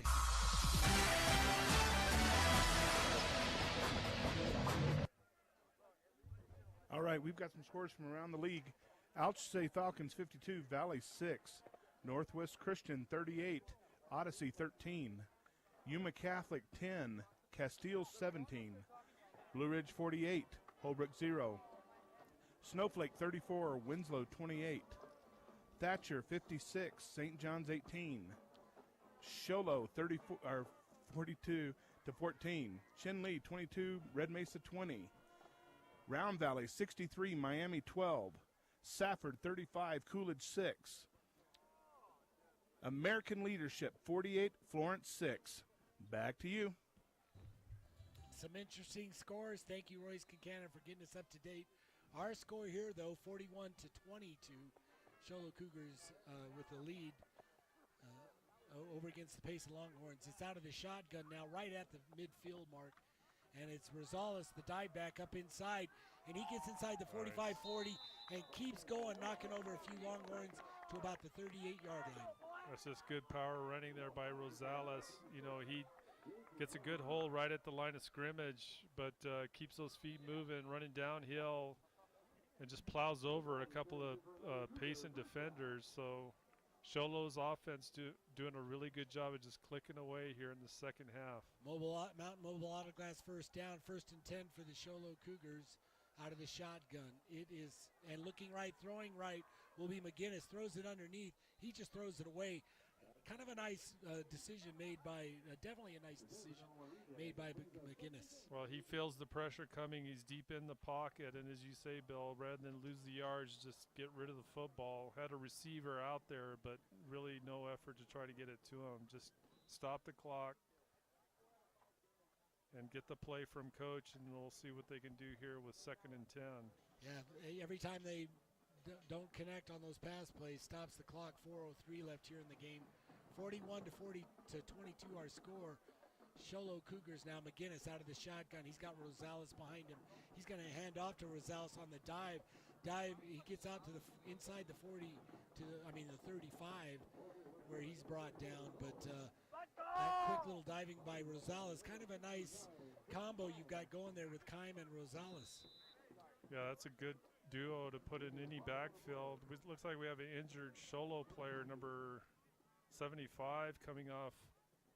Looks like his shoulder's hurting him. That's I don't have him on my roster. So with that 3:30 clock ticking, it will be third down, and 6 from just inside the 35 out of the shotgun, fakes the handoff. McGinnis throws deep down the right nice sideline. Pass. He's got a receiver open, but it was right at the sideline. He couldn't keep his feet and make the catch. It looked like he had actually stepped out of bounds. That's for a sophomore to make that judgment. I mean, he's basically just going one-on-one with his receiver, but he's also throwing off his back foot and put some air under that pass to allow the receiver time to get underneath it, but just not enough room throwing it out to the sideline. Pretty impressive read. He had a lot of pressure on him. Out of the shotgun now, going for it on 4th down. 4th and 6. McGinnis out of the shotgun. He's going to hand off to Rosales, but Rosales is going to be bear hugged and brought to the ground well short of the first down marker. That's 78, Luis Diaz for Payson. As you say, Bill, just doing a good job of sliding through that line of scrimmage and grabbing Rosales in the backfield to drop him for the loss. So on downs, the ball will go over to Payson at their 33-yard line. Here's a final Snowflake Lobos 48, the Winslow Bulldogs 28. Congratulations to the Lobos on that tough victory. Payson Longhorns now take over 1st and 10. Kind of a tight set motion going away. Spins and hands off to Parker, the dive back. And Parker has worked all night long, gets the ball just right outside the 40-yard line, brought down. Dylan Gabbard on the tackle along with Turner, but Gabbard's coming up. He did something to it looks like a finger injury, the way he's acting. I remember how those feel. That is not fun. It's probably his thumb or index finger. He's going to stay in. Well, one time I had a paper cut. That's not funny. Second down now and 2 they're for going the to take Payson Longhorns. Gabbard out to take a look at that. Under center is Davis. He's going to throw right and wide open. The receiver catches the ball for the first down, but it looks like keeping his feet, McCarthy trying to get more yards out of it, but he's brought down. Keeps the clock ticking, though, I think, but the chains are moving. I got to tell you that McCarthy for Payson is an impressive receiver. He finds a way to get open, and he's good at catching the ball, has good hands, but he's really good at finding yards after the catch. Just doing an outstanding job tonight for the Longhorns. Under center, it's Davis. Davis is going to hand off to Parker again, this time going off the left side. He's going to pick up about 3 yards, brought down by Avalar. Chase Avila along with number 65, it looks like, for Sholo. Sean Watson, defensive tackle. Good job by that Sholo front. They've been running a 4-man front, has Sholo most of the game tonight. Inside the 2-minute mark, under center, Davis, motion going away. He's going to again hand off to Parker, going off the right side. And Parker's going to maybe pick up another couple yards before he's brought down. Rosales in on the tackle for Sholo from his inside linebacker position. Again, Payson just staying with that running game here. And they're moving the ball. They're going to be in a tough spot here with 3rd and about 7, 3rd and 6. Maybe Coach Swartwood conceding a little bit. Clock ticking, 1:06. Again, under center, it's Davis, and he fakes the handoff, rolls right, gets around the corner. Davis does. He gets the first down and more before he's knocked out of bounds, gets the ball inside Sholo territory, about the 37-yard line. Nice read by Davis to get the ground that Sholo's defense was giving him on the outside there. Leaves the pocket and just goes to the sideline. He'll get out of bounds to stop the clock with a first down for Payson, but with just 50 seconds left here. That's a Mountain Mobile Autoglass first down. 1st and 10 for the Payson Longhorns at the Sholo Cougar 38-yard line.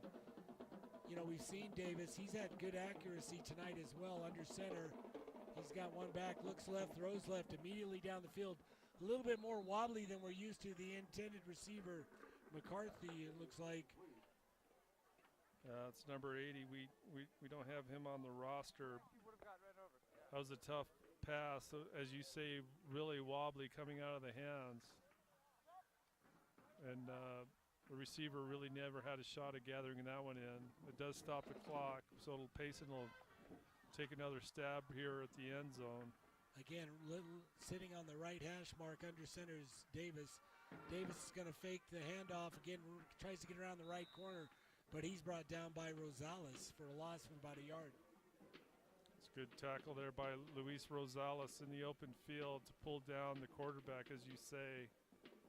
Payson's just going to let the clock go here with 25 seconds. Ticks, yep. And we'll see what happens. 3rd and 11 for the Payson Longhorns inside 19-18. And again, Schwartwood's coming out to talk to the official, trying to see if they can run the clock out without having to take another play. And it looks like they will, which will wrap it up here for our the regular game. Our score ending 41-22, Show Low Cougars with an impressive win on homecoming night.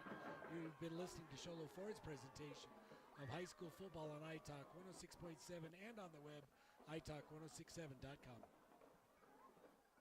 When you think glass, think Deemer's Glass in Lakeside. Deemer's Glass offers the best selection of quality glass with affordable prices. They do full home window packages, replacement windows, custom shower doors and enclosures, custom mirrors in many shapes, styles, and colors, glass doors and hardware, commercial glass for buildings and offices, skylights, screens, fire-rated glass for your fireplace or stove, window film, and more. Visit Deemer's Glass today on Porter Mountain Road in Lakeside or call 1-888-GLASSMAN. You've been there, waiting forever at the gas station for the guy to free up so he can fill up your propane tank. Or worse, when the only qualified propane technician decided to stay home that day. Yep, you've been there and I have too. That's why now I get my propane from Ace Hardware every time. You get Ace Hardware's world-famous customer service when you stop in for propane. That's right, you get in, you get out, and you get a great deal on propane and everything else. From Ace Hardware at their locations in Pine Top and Heber. Ace Hardware is proud to support White Mountain Sports. Summit Healthcare Regional Medical Center is a proud supporter of high school sports. Many of our local sports players were born at the hospital, where Summit Obstetrics offers comfortable individual rooms for mom and baby. In case of a sports injury, the hospital ER is always staffed and prepared to take on the most serious injuries, and Summit features an advanced diagnostics department with state-of-the-art equipment. The Summit Healthcare orthopedic and therapy teams can help sports players overcome injuries and return to the game. Summit Healthcare Regional Medical Center wishes all players a successful and healthy season this year. Need hats, shirts, or jackets embroidered with your logo? Get custom embroidered products from Little Bluebird Studios. That's right, the company that does the best job screen printing t-shirts and hoodies now offers embroidery. Little Bluebird Studios is a local company with skilled designers that care about your company's image and brand. Call Little Bluebird Studios today, 928-351-7942, or online at littlebluebird.org. Little Bluebird Studios, the company that cares.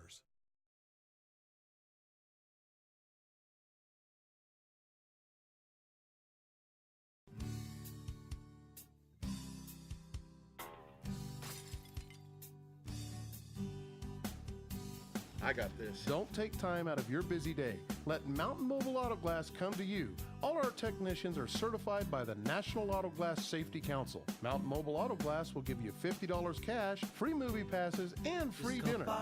536-5972. Mountain Mobile Auto Glass, cash back to you. Orthodontist Dr. Joshua Beeler has been providing family-friendly orthodontics in Show Low and the entire White Mountains since 2006. If you need braces, stop in and see the friendly folks at Beeler Orthodontics and meet their professional staff. Dr. Beeler and his team have the latest in orthodontics technology, and they work with each patient individually to custom tailor the most effective treatment plan for the best results. Beeler Orthodontics is a proud sponsor of high school sports. Beeler Orthodontics, live to smile, love your smile. Welcome back to Show Low High School. It's homecoming night, and what a homecoming it was for the Show Low Cougars as they come away with an impressive win. Punt. You got kind of a tough start for both teams. A lot of turnovers, a lot of mistakes. but settling in and coming back and making a great game out of it. Well, and Sholo, you got to give them credit. They came out in that second half in particular, and offensively at least executed much better than they did in the first half, and that made a huge difference. Of course, they were able to put points up early in the second half and really kind of put the game out of reach for Payson with just by improving their execution. Well, we've got our work cut out for us now. We still got some awards we've got to go over. We're going to have the Beeler Orthodontics Straight Line Play of the Game. We've got the Honda Ski and Outdoor Sports Store Player of the Game. We also have the Deemer's Auto Glass Glass Shattering Hit of the Game. And I guess we could probably start with Deemer's Auto Glass. Deemer's Auto Glass went for all of your glass needs. Be sure to give them a shout. This one's tough. So I mean, I try to keep track during the game, just making some notes here. We saw several good hits. Oh, man, I've got 1, 2, 3, 4, 5, 6 different plays that I could think of where they're just really good hits, and it's both sides, Payson and Sholo both. And, the one I think that was really impressive, it actually ended up being a great play for Payson, but a big hit by Jake Reedhead on the receiver, Tim McCarthy, in the end zone. If you remember, laid him out flat right after he caught that football. But a great hit by Jake Reedhead, square hit, knocking down the receiver. Unfortunately, McCarthy held on to it to score the touchdown for Payson, but that was definitely one of the bigger hits of the football game, and an impressive play for both sides in that respect. But good job by Jake Reedhead, at least trying to get on the coverage, but laying out the receiver in the end zone. Well, congratulations to Jake Reedhead, our Deemer's Auto Glass Shattering Hit of the Game. And again, we saw so many hits. A lot of flags came on some of them. I don't even know if they're included on your list, but Jake Reedhead, congratulations to you. Next, we've also got the Deemer's Auto Glass, the Beeler Orthodontics Straight Line Play of the Game punt. That's another We've one. seen a lot of great plays tonight. Yeah, a lot of impressive passes on the Payson side for scores. Great runs by Weston Keim in particular for Sholo in this football game. He broke off some big runs during the football game. But I'll tell you, the one play that I think really made the difference for the victorious Cougars, they were ahead in the game, but that interception by Zavon Brooks in the end zone on that play where Payson, that drive by Payson, looked like they might mount a nice drive to put some points on the board to get them closer to Sholo and keep him in the football game. But if you remember that interception by Zavon Brooks, he ends up getting the pick and running down the sideline. There was a big brawl after that play that ended up with one of the Payson players being ejected. But that play, I think, really did the number on Payson in terms of just putting the game out of reach. So just a great play by Zavon Brooks to get that big interception in the end zone. Well, congratulations, as you mentioned, to Zavon Brooks for the play of the game. The Beeler Orthodontics Straight Line Play of the Game. Last but not least, we've got the Honda Ski and Outdoor Sport Player of the Game. And again, we want to thank Honda Ski and Outdoor Sport. All your camping and fishing needs. Punt, who is our player of the game? Well, this one's probably, I think, the easiest of all of them.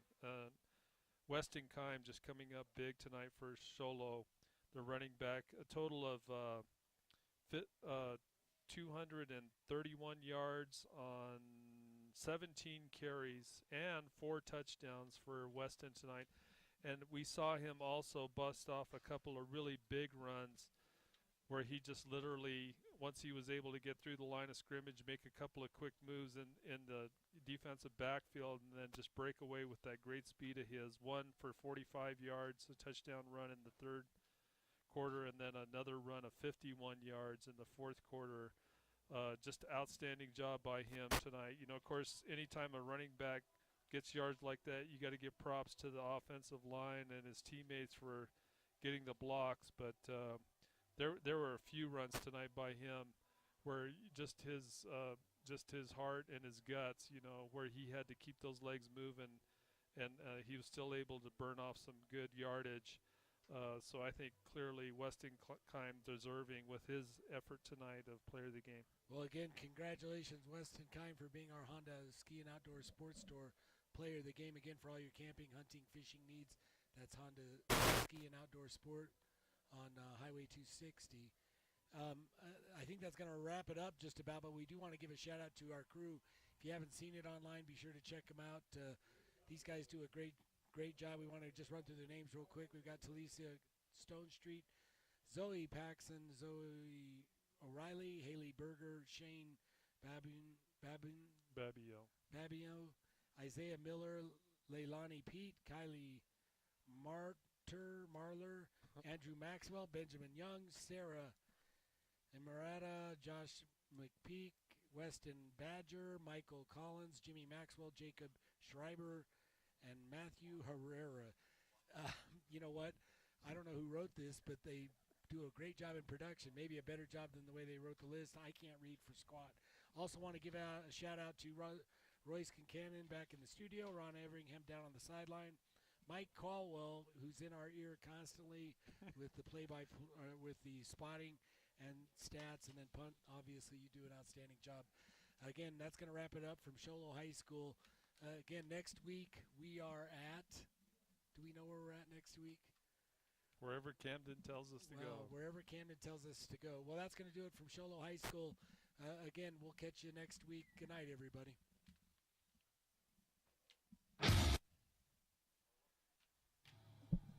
This is high school football on iTalk 106.7, presented by Show Low Ford.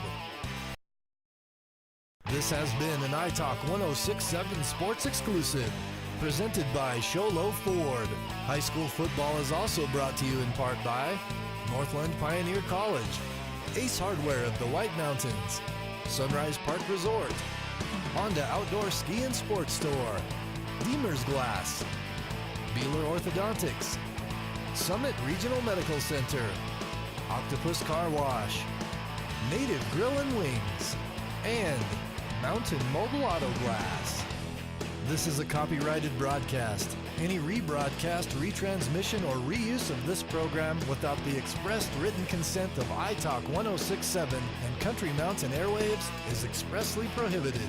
For more information about this game and others around the region, go to iTalk1067.com.